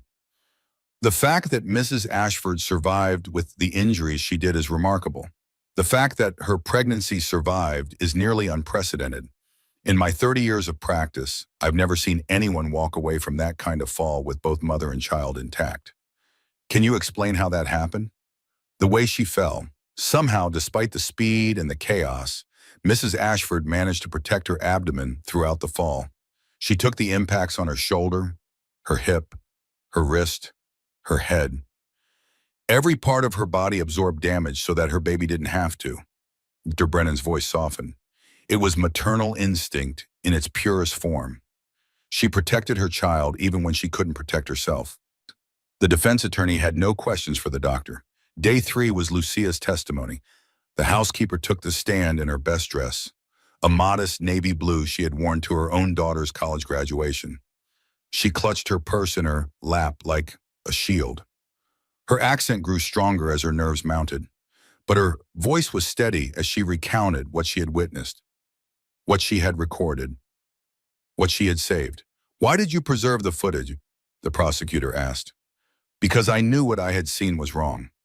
When I found Mrs. Ashford at the bottom of those stairs, when I saw the blood and the way her body was lying, and I thought she was dead."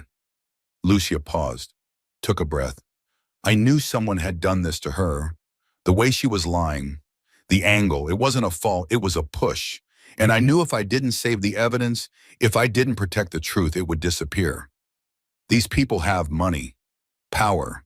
They make things disappear." "What made you so certain it wasn't an accident?" "I have cleaned many houses, sir. I have seen many accidents.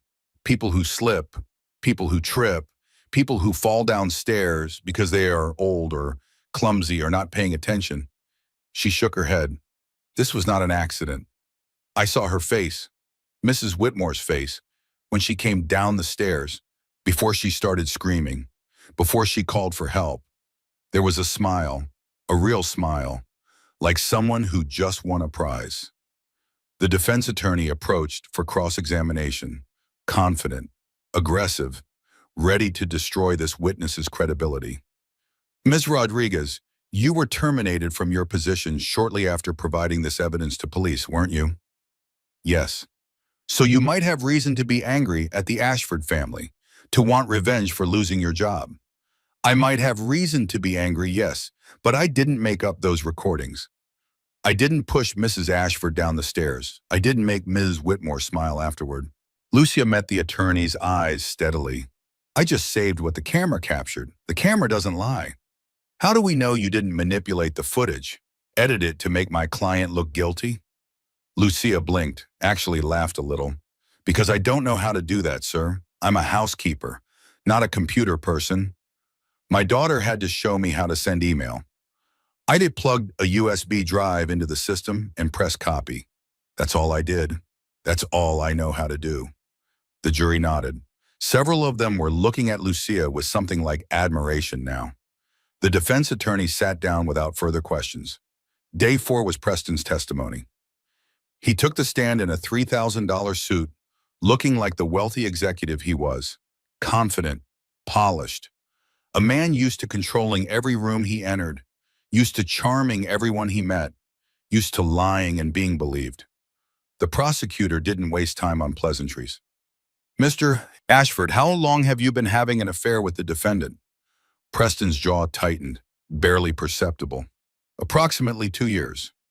"And were you aware of Mrs. Whitmore's feelings toward your wife with you?" "I knew Sloane was, impatient, frustrated with our situation. But I never imagined she would do anything violent. She's not a violent person." "Never imagined, even after the conversations you had where she discussed your wife having accidents?" A pause. Too long. Preston's eyes flickered to Sloane, then away. Quick. Guilty. "There may have been some conversations along those lines.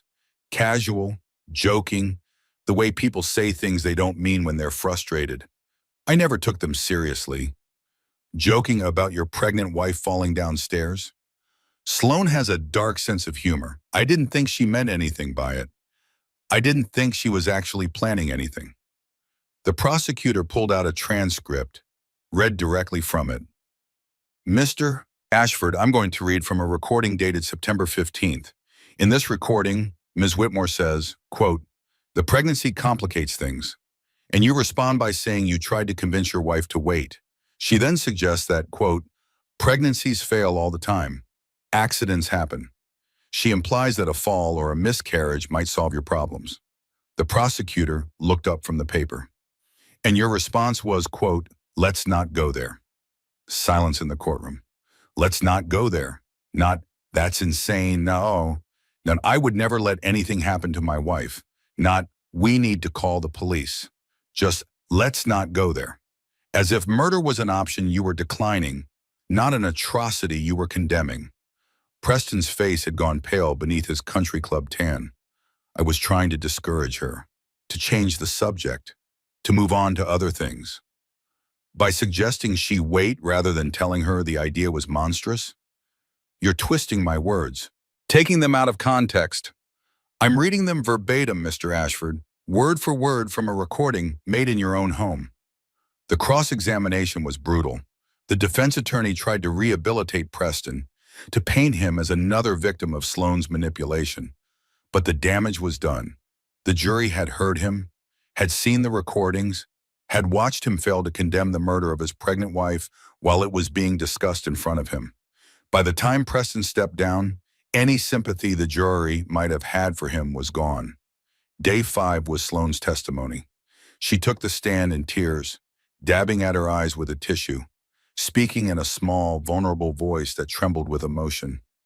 The transformation from the woman in the footage was remarkable. Complete, a performance worthy of an award. I never meant to push her, Sloane said, her voice breaking on the words. I was trying to talk to her, to explain, to apologize for what was happening between Preston and me. She turned around suddenly and lost her balance. I reached out to catch her, but I was too late. It all happened so fast. 1 second she was there, the next she was falling. And the word oops captured on the audio, I was in shock, complete shock. I didn't know what I was saying. It just came out, a noise, a sound. It wasn't what it sounded like. And the phone call where you discussed making sure she had an accident, I was venting to my mother. Everyone says things they don't mean when they're frustrated, when they're hurt, when they feel trapped. More tears, more dabbing. I never intended to actually hurt anyone. I loved Preston. I just wanted to be with him. I never wanted anyone to get hurt. And the smile on the footage after she fell, Sloane's lip trembled perfectly. I don't remember smiling. I was horrified, terrified. Maybe it looked like a smile, but it wasn't. It was, I don't know, shock, panic. Everyone processes fear differently. Everyone's face does different things. The prosecutor approached the witness stand, calm, deliberate. I'd like to play the footage one more time for the jury. The screen lit up again. The courtroom watched again. Meredith falling, tumbling, landing in a heap at the bottom of the stairs. Then Sloane's face filling the frame. The unmistakable curve of her lips. The satisfaction in her eyes. The way she watched for a long moment before the mask of horror descended. Miss Whitmore, you're asking this jury to believe that smile was panic? Sloane's composure cracked. Just for a moment. A flash of something hard and angry beneath the tears. You don't understand what it was like. 2 years of waiting, 2 years of promises, 2 years of being told soon, just a little longer, just be patient. Her voice changed, hardened. She had everything I wanted, the house, the name, the husband, everything I had been promised for 20 years, and she didn't even appreciate it. She didn't even see it. She was so oblivious, so trusting, following him around like a lost puppy, believing everything he told her. It was pathetic to watch. The courtroom went absolutely silent. Sloane seemed to realize what she had said. Her eyes widened. She looked at her lawyer, who had his head in his hands. I didn't mean that the way it sounded. I just meant I was frustrated, emotional. No further questions, the prosecutor said. It was too late. The jury had heard her. The real Sloane Whitmore. The one behind the tears and the pretty face in the sad story. The one who had pushed a pregnant woman down the stairs and whispered oops as she fell. Closing arguments came next. The prosecution methodical. The defense desperate. Neither mattered much. The damage was done. The jury deliberated for less than 4 hours. Meredith sat in the hallway outside the courtroom, her hands folded over her belly. Harper beside her, holding a cup of cold coffee she hadn't touched. Louise pacing near the windows, checking her phone every few minutes. Grant Hollister leaned against the wall, arms crossed. Short deliberation, he said, usually a good sign for the prosecution. What does that mean for us? It means they didn't have much to debate. The evidence was overwhelming. Sloane's testimony hurt her more than anything the prosecution presented. He paused. I wouldn't be surprised if we get conviction on all counts. The bailiff appeared in the doorway. They're ready. The walk back into the courtroom felt like walking through water. Heavy, slow, every step an effort. Meredith settled into her seat, her heart pounding against her ribs, the baby kicking as if she could feel her mother's anxiety. Sloane was already at the defense table. Her composure was back in place, but it was brittle now, fragile, like glass about to shatter. The jury filed in. Meredith watched their faces, looking for clues, looking for any sign of what they had decided. Their expressions were carefully neutral, professional. The foreperson stood, a woman in her 50s with steel gray hair and sharp eyes that had watched everything with careful attention. On the count of assault with intent to cause bodily harm, we find the defendant guilty. A ripple went through the courtroom. Meredith heard Harper exhale beside her. On the count of attempted murder in the first degree against Meredith Ashford, we find the defendant guilty. Sloane made a sound, small, strangled. Her lawyer gripped her arm. On the count of attempted murder in the first degree against the unborn child of Meredith Ashford, we find the defendant guilty. 3 guilty verdicts, 3 counts. Sloane Whitmore was going to prison. The judge thanked the jury, set a sentencing date for 3 weeks out. The courtroom erupted in noise, reporters scrambling for the doors, lawyers gathering papers, spectators turning to each other with shocked whispers. Meredith sat very still.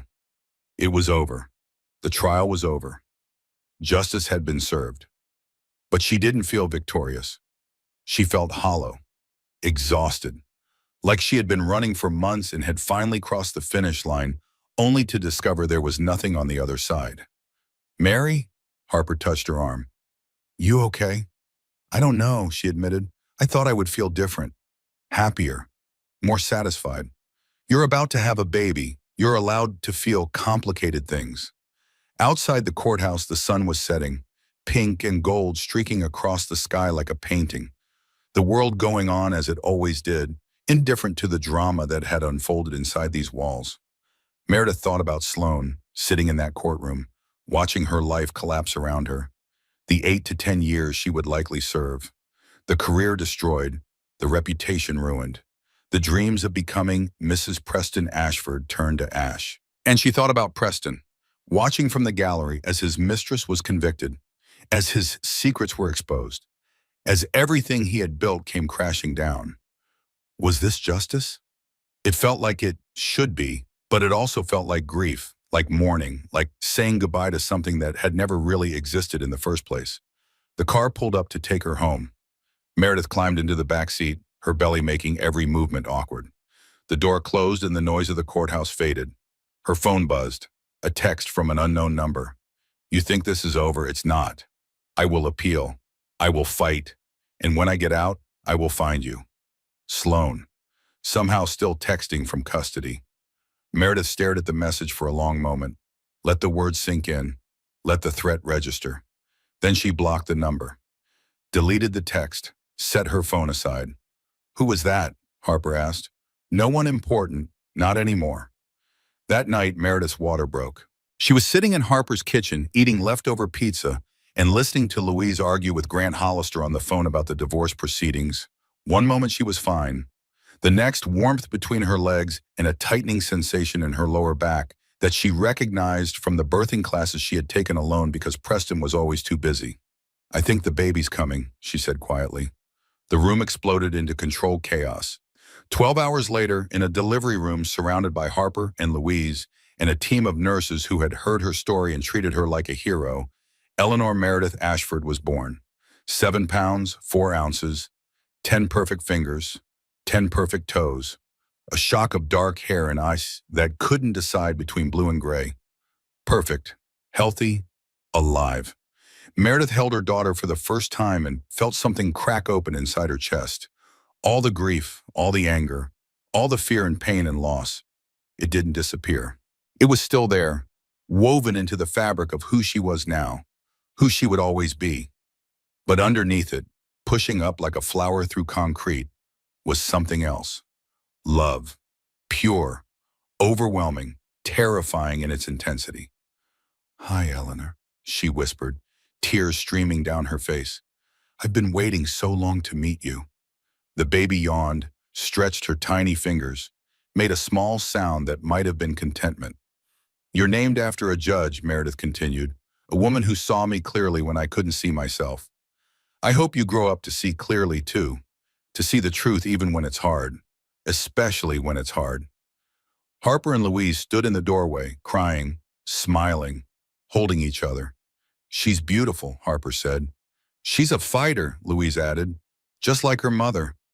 Meredith looked down at her daughter, this tiny miracle who had survived a fall that should have killed them both, who had held on through weeks of stress and fear and uncertainty, who had chosen to be born on the day her mother finally found justice.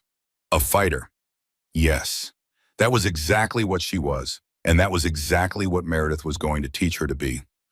3 months after Eleanor was born, the divorce was finalized. Meredith sat in Grant Hollister's office, the baby sleeping peacefully in a carrier beside her chair.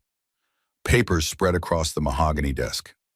Numbers and assets and percentages, the arithmetic of a marriage's end. "The federal investigation into Preston's finances has expanded significantly," Grant said. "Charges are expected within the month. The SEC has gotten involved, and the FBI has a forensic team going through his servers. Between the embezzlement, the tax fraud, the bribery, and the conspiracy charges, he's looking at 15 to 20 years minimum." "Good. The divorce settlement gives you primary custody of Eleanor, full ownership of the properties you're legally entitled to under the prenup, a significant portion of the marital assets that weren't frozen by the federal government." He slid a document across the desk. "Preston fought us on absolutely everything. Every asset, every dollar. His mother tried to intervene twice with bribes and threats. But the evidence was too strong. The courts saw through every tactic they tried. What does he get to keep? Legal fees, federal prison, the consequences of his choices." Grant's expression was carefully neutral. "Some people might say that's not enough, that he deserves worse. Some people might be right." Eleanor stirred in her carrier, made a small sound, settled back to sleep. Meredith looked at her daughter, 3 months old now, already developing a personality, already showing signs of the fighter she was going to become. She slept through the night most times, only cried when she was hungry or needed changing. Watched the world with eyes that had finally settled on a pale blue. Preston's eyes. That was the bitter truth she lived with every day. Eleanor had her father's eyes, would always have her father's eyes, would grow up looking in the mirror and seeing pieces of a man who had betrayed her mother before she was even born. "What happens now?" Meredith asked. "Now you rebuild. Start over. Create a new life for you and your daughter." Grant stood, walked to the window. The city stretched out below them, gray and wet with winter rain. "I've handled a lot of divorces in my career. Ugly ones, brutal ones, ones that destroyed everyone involved. But I've also seen people come out the other side stronger than they went in, more themselves than they ever were before. You think I'm one of those people? I think you've already proven you are." "Meredith," she corrected. "Just Meredith. No more Ashford. I'm going back to Collins." "Meredith Collins, then." He turned to face her.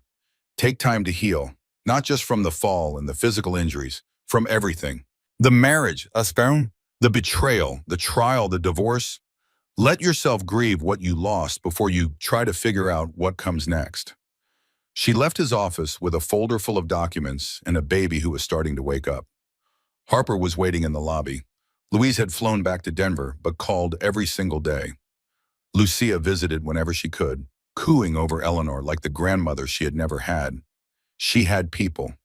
For the first time in years, she had people who were there because they wanted to be, because they loved her, not because they were paid or obligated or calculating what they could get from her. It should have been enough. But at night, alone in the small house she had rented near the coast, Meredith found herself unraveling. The divorce was final. The trial was over. Sloan was in prison. Preston would soon join her. Every external enemy had been defeated. Every battle had been won. So why did she still feel like she was falling? The answer came at 3 in the morning, during the dark hours when Eleanor slept and Meredith couldn't. She was sitting in the nursery, rocking in the second-hand chair she had bought at a thrift store, watching her daughter breathe. The soft rise and fall of that tiny chest, the occasional flicker of dreaming behind closed eyelids, the complete trust of a baby who didn't know yet that the world could hurt her. And suddenly Meredith was crying. Not the tears of relief she had cried when Sloane was convicted, not the tears of joy she had cried when Eleanor was born. These were different, deeper, the kind of tears that came from somewhere ancient and wounded, the kind that felt like they would never stop. She cried for the woman she had been, the one who believed in her husband, who trusted him with her heart and her future and her body, who let herself be diminished piece by piece, year by year, until there was almost nothing left of who she used to be. She cried for the mother she had almost never become. The fall replayed in her mind, over and over, the tumbling, the impact, the miracle of survival that should never have been necessary. 22 steps. Any one of them could have killed her, could have killed Eleanor. She cried for the life she had imagined, the house full of children, the partnership of equals, the growing old together. All of it a fantasy built on lies, a castle made of sand, washed away by truth. And she cried for herself, for the years she had lost, for the time she could never get back, for all the moments she had spent trying to be what Preston wanted instead of figuring out who she actually was. The tears lasted until dawn. When Eleanor woke, hungry and demanding attention, Meredith's eyes were swollen and her throat was raw. But something had shifted. The dam had broken. The flood had come, and now maybe there was room for something new to grow in the space that remained. She fed her daughter as the sun rose over the ocean, visible from her window, pink and gold and impossibly beautiful.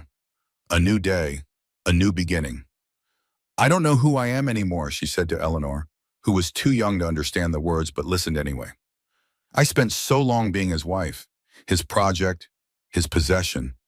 I don't know what I like or what I want or what I believe in. I don't know what makes me happy. I don't know what I'm good at. I don't know anything about myself except that I loved a man who didn't exist." Eleanor finished eating, looked up at her mother with those pale blue eyes. "But I'm going to figure it out," Meredith continued.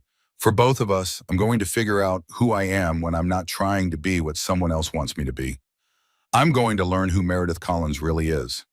It was a promise to her daughter, to herself, to the woman she used to be, and the woman she was going to become.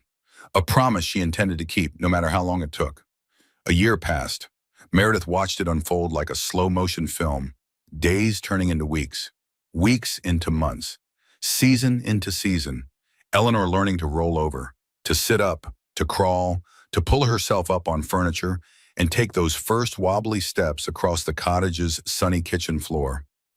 She had bought the cottage 3 months after the divorce was finalized.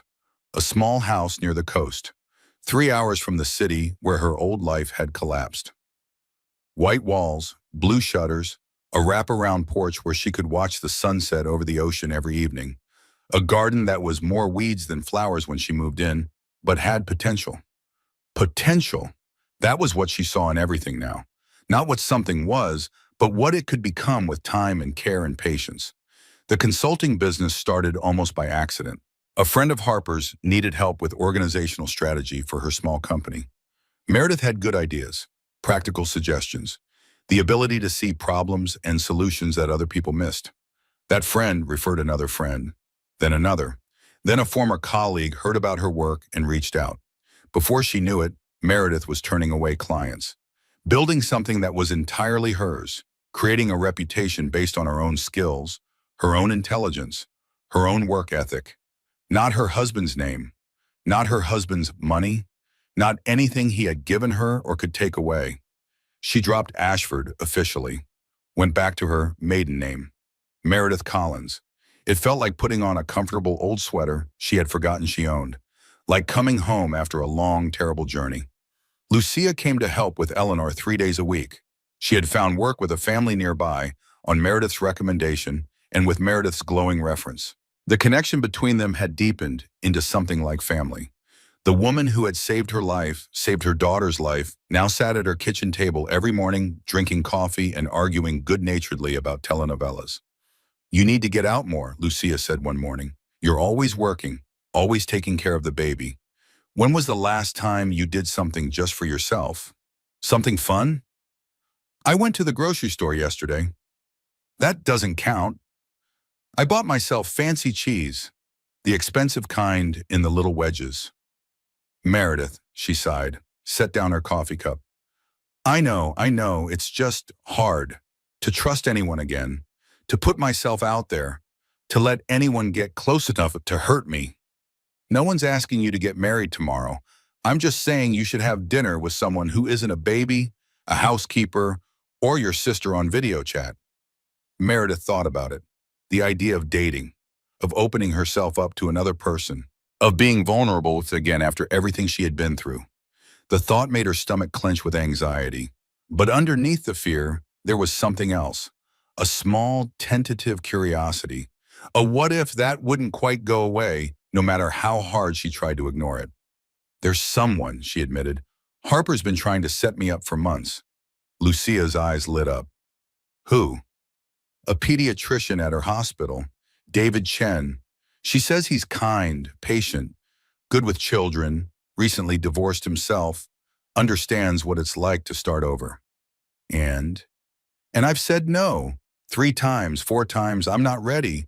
I don't know if I'll ever be ready." Lucia nodded slowly, sipped her coffee. "Maybe you're not ready for a relationship, but maybe you could have coffee. Just coffee. See if he makes you laugh. See if you remember what that feels like." Meredith looked out the window. The ocean was visible in the distance, gray and wild and endlessly moving. She had learned to love that view over the past year, the constant change, the way the water was never exactly the same from one moment to the next. "I'll think about it," she said. She thought about it for 2 weeks, turned the idea over in her mind like a stone she kept in her pocket, examining it from every angle. Then Harper visited for a long weekend, and she brought Dr. David Chen with her. Conveniently, accidentally, with transparent matchmaking intentions that she didn't even try to hide. "I just thought you two should meet," Harper said innocently, "since you have so much in common. Both single parents, both rebuilding, both in need of adult conversation that doesn't involve diapers or custody agreements." David was not what Meredith expected. She had braced herself for charm, for confidence, for the kind of polished charisma that Preston had deployed like a weapon. Instead, David was quiet, thoughtful. He asked questions and actually listened to the answers without interrupting or steering the conversation back to himself. He laughed easily at small things. He didn't fill silences with the sound of his own voice. He played with Eleanor on the floor for 20 minutes, making ridiculous faces and silly noises until she was giggling uncontrollably.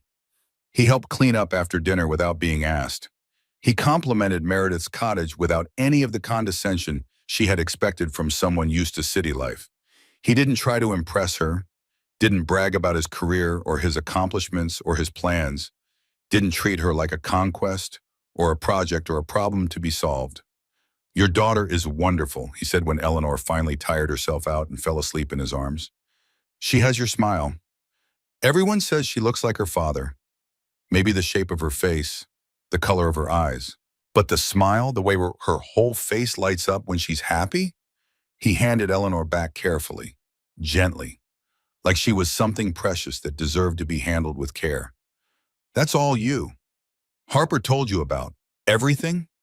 She told me you've been through something that would have broken most people, and that you came out the other side with your kindness intact." He paused, met her eyes. "I'd like to get to know that person, if you're willing to let me try." Meredith studied his face, looking for the hidden agenda, the manipulation, the angle. She didn't find any. Just a man, a kind, quiet, patient man who had been through his own darkness and found his way back to the light. "Coffee," she said finally. "We could start with coffee." His smile was warm, unguarded, real. "I'd like that." Coffee turned into dinner at a small restaurant by the water. Dinner turned into walks on the beach at sunset. Walks turned into long conversations about everything and nothing. Their pasts, their futures, their fears and hopes, and the small daily joys of raising children alone. David didn't push, didn't pressure, didn't try to rush her into anything she wasn't ready for. He just showed up, consistently, reliably, day after day. "I'm terrified," she admitted one evening. They were sitting on her porch, watching the sun sink into the ocean. Eleanor was inside with Lucia. The world felt soft, quiet, safe in a way she had almost forgotten was possible. Of what? Of everything. Of trusting someone again. Of being wrong again. Of letting someone close enough to hurt me. Of making the same mistakes. Of losing myself again. Those are reasonable fears. Important fears, the kind that keep you safe. But they also keep me alone. They don't have to. He was quiet for a moment. "I can't promise I won't hurt you. Everyone hurts each other sometimes, even when they don't mean to. But I can promise to be honest, to communicate, to treat you as an equal, not a possession or a project." He looked at her. "And I can promise to be patient, for as long as you need, as long as it takes." Meredith felt something shift inside her. That wall she had built around her heart, the one that had kept her safe but also kept her isolated. A crack was forming, small, but real. "I don't know if I'm capable of loving anyone again," she said. "I don't know if I remember how." "Then let me remind you." He took her hand, gently, one day at a time. She didn't pull away. Sloan Whitmore's sentencing hearing happened on a rainy Tuesday in March. The courthouse was smaller than Meredith remembered, less imposing.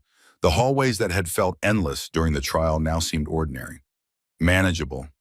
Or maybe she had changed, grown, become someone who didn't shrink from challenges anymore. Meredith attended the hearing, not because she had to, not because anyone expected her to, but because she needed to see the end of this chapter, to watch the final page turn before she could fully move on with her life. The courtroom was quiet, somber. None of the circus atmosphere of the trial, just lawyers and officials and a few reporters in the back row, recording history for their evening broadcasts. Sloan was let in wearing an orange jumpsuit, prison issued. The designer clothes and careful styling were long gone. Her hair had grown out, roots showing, the expensive highlights faded. She looked older, harder. The pretty mask completely stripped away to reveal whatever had always been underneath. The judge read the sentencing guidelines, reviewed the facts of the case, acknowledged the impact statements that had been submitted. Meredith had written one. Had spent 3 days carefully choosing every word, not for revenge, not for satisfaction, but because she needed Sloan to understand what she had done, the real human cost of her choices. "You took something from me that can never be replaced," she had written. "Not just safety, not just trust. You took the ability to feel secure in my own home, in my own body, in my own judgment. You made me doubt myself, my memories, my perceptions. Every time my daughter takes a step toward stairs, I feel the echo of that fall. Every time I close my eyes, I see you standing at the top, watching me tumble, whispering that horrible word. You didn't just push me down those stairs. You pushed me out of the life I thought I had. You pushed me into becoming someone I never wanted to be. A woman who is afraid. A woman who sleeps with her doors triple locked. A woman who will spend the rest of her life looking over her shoulder, waiting for the next betrayal. But I want you to know something," she had concluded. "You failed. You pushed me down 22 marble steps, and I got up. My daughter got up. We survived. We are thriving. And every day that I wake up and hold my child and build my new life, I am proving that you didn't win. You never will." The judge looked at Sloan over the rim of her glasses. "Mr. Whitmore, you deliberately pushed a pregnant woman down a flight of stairs. You did so after planning and discussing the act for weeks.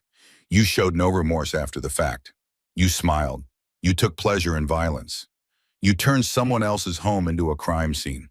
You turned someone else's body into a weapon against her unborn child."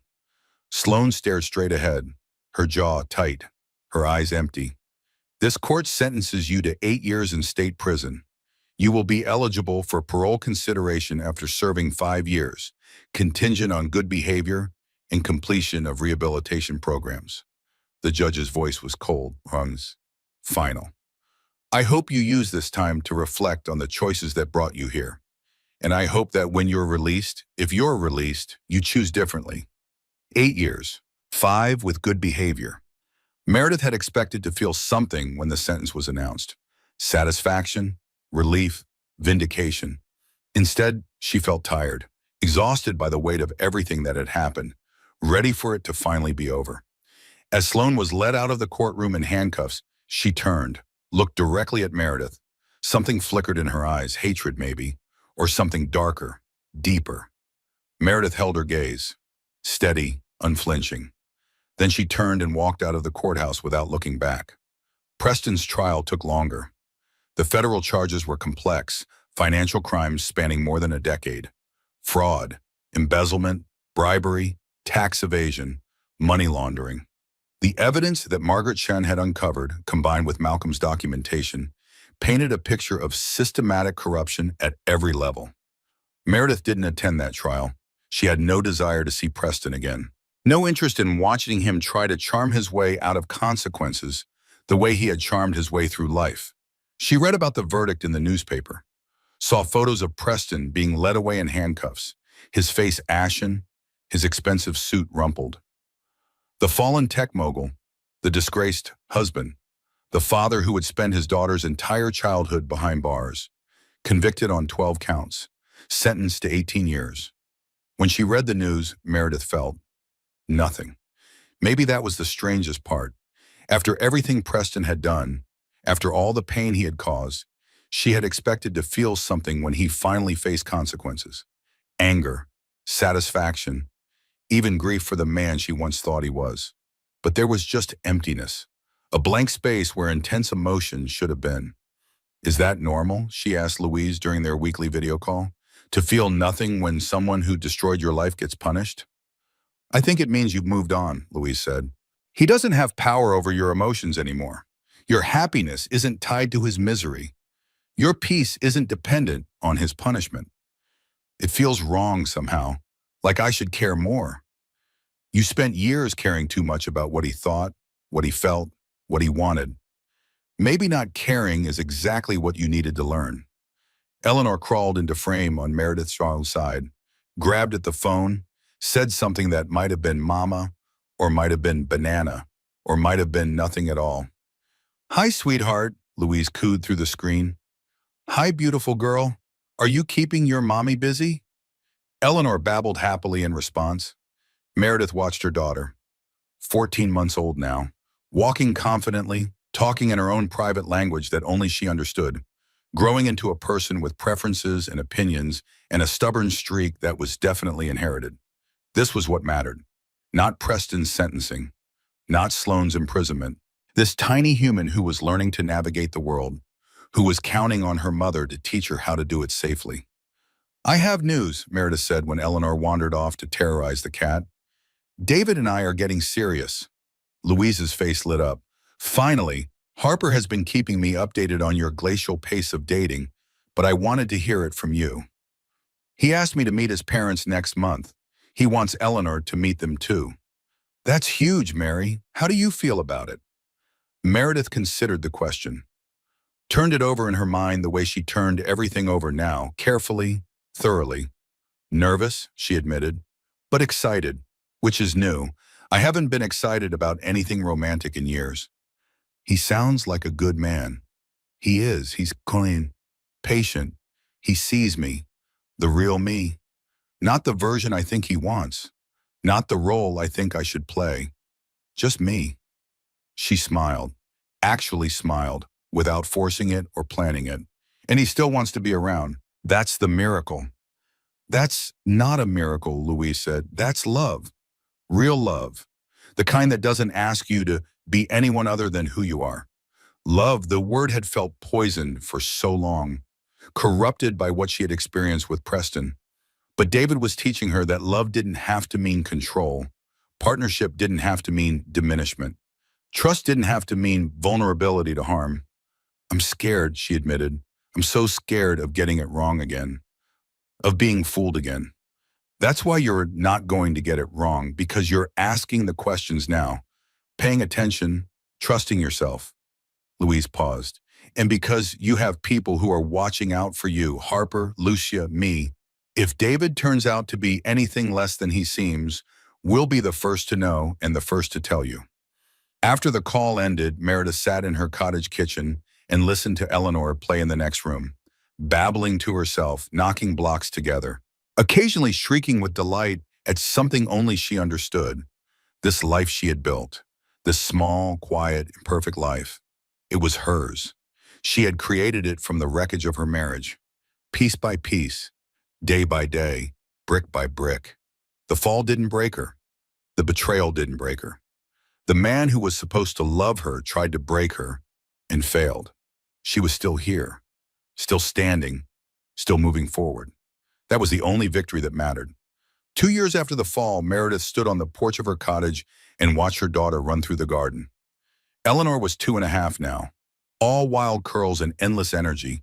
She was chasing butterflies through the flowers that had finally started to bloom properly, laughing at nothing in particular, marveling at everything she encountered. The garden had been transformed over the past 2 years. Meredith had spent countless hours on her knees in the dirt, pulling weeds, planting seeds, learning through trial and error what would grow in the salty coastal soil. Now there were rows climbing the trellis by the back fence, lavender lining the pathway, a stubborn patch of sunflowers that Eleanor had insisted on planting herself. "She's going to be a force of nature," David said, stepping out onto the porch with 2 cups of coffee in his hands. He handed one to Meredith, settled into the chair beside hers. Their chairs, his and hers, positioned together so they could watch the sunset over the ocean every evening. "She already is." Meredith took a sip of the coffee. Perfect. David had learned exactly how she liked it. Not too strong, just enough sugar. Her daycare teacher says she's a natural leader, organizes the other kids into elaborate games, gets upset when they don't follow the rules she's invented. "Wonder where she gets that from." Meredith elbowed him gently. "I am not that bossy. You reorganized my entire kitchen last week. Your spice rack was in alphabetical order. Who puts paprika before oregano?" He laughed, that warm, easy laugh that had become one of her favorite sounds in the world. "I love you." The words came easily now, after 2 years of practice, 2 years of learning to trust again, 2 years of letting someone see her at her worst and discovering they still wanted to stay. "I love you too." Eleanor came running up the porch steps, clutching something in her fist. "Mommy, look, I found a ladybug." Meredith leaned down to examine the discovery, a single red-spotted beetle crawling across her daughter's palm. Delicate, beautiful, perfectly ordinary, and completely magical to a 2-year-old. "That's wonderful, sweetheart. Can you count the spots?" 1, 2, 3, 4. Eleanor held up 4 fingers triumphantly. 4 spots. "Very good. Now put the ladybug back in the garden so she can find her family, okay?" Eleanor nodded seriously and raced back down the steps. The ladybug was deposited carefully on a rosebush with great ceremony. Then she was off again, chasing the next adventure. "I got a letter today," Meredith said quietly, "from Preston's lawyer." David's expression shifted. Careful, supportive, ready for whatever came next. "Another appeal on custody?" "Third one this year." She pulled the envelope from the pocket of her cardigan, still sealed. "His mother is funding them, even from prison. With his empire in ruins, he's still trying to control things, still trying to win. What are you going to do?" Meredith looked at the envelope, at her name printed in cold official letters. They still used Ashford, even though she had been Collins for nearly 2 years now. "I'm going to give it to Grant. Let him handle it the way he's handled all the others." She tucked the envelope away. "The courts have seen the evidence, heard the testimony, ruled in my favor every single time. Preston can file appeals until he's 100 years old. It won't change anything." "Eleanor doesn't ask about him?" "Not yet. She doesn't know she has a father out there somewhere. Doesn't know she's supposed to wonder." Meredith watched her daughter dancing through the garden, arms outstretched, chasing sunlight. "Maybe someday she will. Maybe someday I'll have to explain. Tell her the truth about who her father is and what he did. But for now, she has everything she needs. Love, stability, people who show up for her every single day.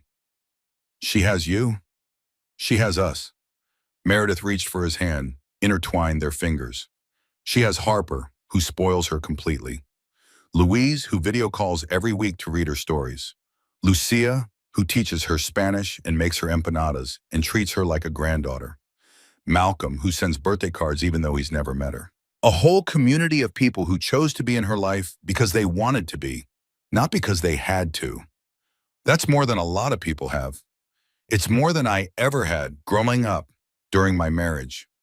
She squeezed his hand. I used to think family was about blood, about obligation, about the people you were stuck with, whether you wanted them or not. Now I know it's about choice. It's about the people who choose you and who you choose back. David was quiet for a moment. Then he reached into his pocket, pulled out a small velvet box. Meredith's heart stopped.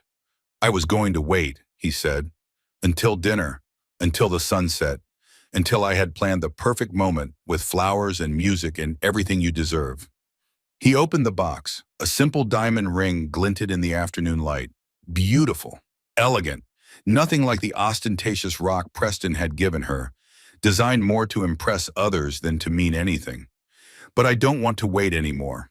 I've been waiting to find you my whole life, and I don't want to waste another minute pretending I'm not completely, terrifyingly, wonderfully in love with everything about you. Meredith stared at the ring, at this man who had shown her what love was supposed to look like, who had been patient when she needed patience, gentle when she needed gentleness, strong when she needed strength, present in all the ways that mattered. I know you've been hurt, David continued. I know trust doesn't come easy anymore. And I'm not asking you to forget what happened. I'm not asking you to pretend the past didn't shape you. I'm asking you to believe that the future can be different, better, that we can build something together that's based on honesty and respect and partnership. Something that's about lifting each other up instead of tearing each other down. Eleanor came running back up the steps. Noticed what was happening. Her eyes went wide. What's that? Is that for Mommy? David laughed, looked at Meredith with eyes full of hope and fear and love and vulnerability. That depends on what Mommy says. Eleanor looked between them, 2.5 years old, too young to understand the significance, but old enough to sense that something important was happening, that this moment mattered. Meredith thought about her journey, the fall, the hospital, the footage, the trial, the divorce, the darkness, the slow, painful climb back into the light. Every step had led her here, to this porch, this man, this moment, to a question she had never thought she would be able to answer yes to again. She thought about fear. She had been so afraid for so long, afraid of trusting, afraid of loving, afraid of being hurt again, afraid of making the same mistakes. But she had also learned that courage wasn't the absence of fear. Courage was feeling afraid and moving forward anyway, taking the risk, choosing hope over safety, believing in possibility when experience screamed at you to run. Yes, she said. David's face transformed. Joy, disbelief, wonder. The face of a man who had hoped but hadn't dared to expect. Yes? Yes, she laughed, tears streaming down her face. Happy tears, the kind she had almost forgotten existed. Yes, I'll marry you. Eleanor cheered even though she didn't fully understand why. Jumped up and down on the porch, clapping her hands. Yes, Mommy said yes. David slid the ring onto Meredith's finger with hands that trembled slightly. It fit perfectly, like it had been made for her, like it had always belonged there. I love you, he said. I love your strength and your kindness and your courage. I love the way you love your daughter. I love the life you've built out of nothing but determination. I love who you are and who you're becoming. I love you too. Words she had thought she might never say again. Words that felt true in a way they never had before. I love you and I'm terrified and I'm choosing to do this anyway. That's the bravest thing anyone's ever said to me. She kissed him, soft and sweet and full of promise. The first kiss of their engagement. the beginning of something new. Eleanor tugged at her skirt impatiently. "Mommy, are you happy?" Meredith picked up her daughter, held her close. This tiny miracle who had survived so much, who had given her a reason to fight when fighting felt impossible, who had taught her that some things were worth any amount of pain, any amount of struggle, any amount of fear. "Yes, baby, Mommy is very happy." The sun was setting over the ocean, pink and gold and orange streaking across the sky like a painting made just for them. A new chapter beginning in the soft light of evening. Meredith looked at her daughter, at the man she loved, at the life she had built from the ashes of the one that had burned down around her. The fall didn't break her. The betrayal didn't break her. The man who was supposed to love her tried to break her and failed. She had survived 22 marble steps in a shattered marriage and the discovery that everything she believed was a lie. She had survived the hospital and the trial, and the lonely nights, and the slow, painful work of rebuilding herself from nothing. And now she was standing on the other side, stronger, wiser, more herself than she had ever been when she was trying to be who Preston wanted. Eleanor took her first steps in a cottage by the sea, held by a mother who had finally learned something important. She had never needed saving. She had never needed a man to complete her or protect her or give her life meaning. She had just needed to remember how to stand on her own 2 feet. And now she was running toward the future, toward hope, toward a happiness she had earned with every tear, every fight, every moment of choosing herself when the world told her to disappear. She was running, and nothing was ever going to stop her again. And that's the story of Meredith Collins. A woman who fell 22 steps and rose 1,000 miles higher than she ever was before. If this story moved you, if it made you angry, if it made you cheer, I want to hear from you.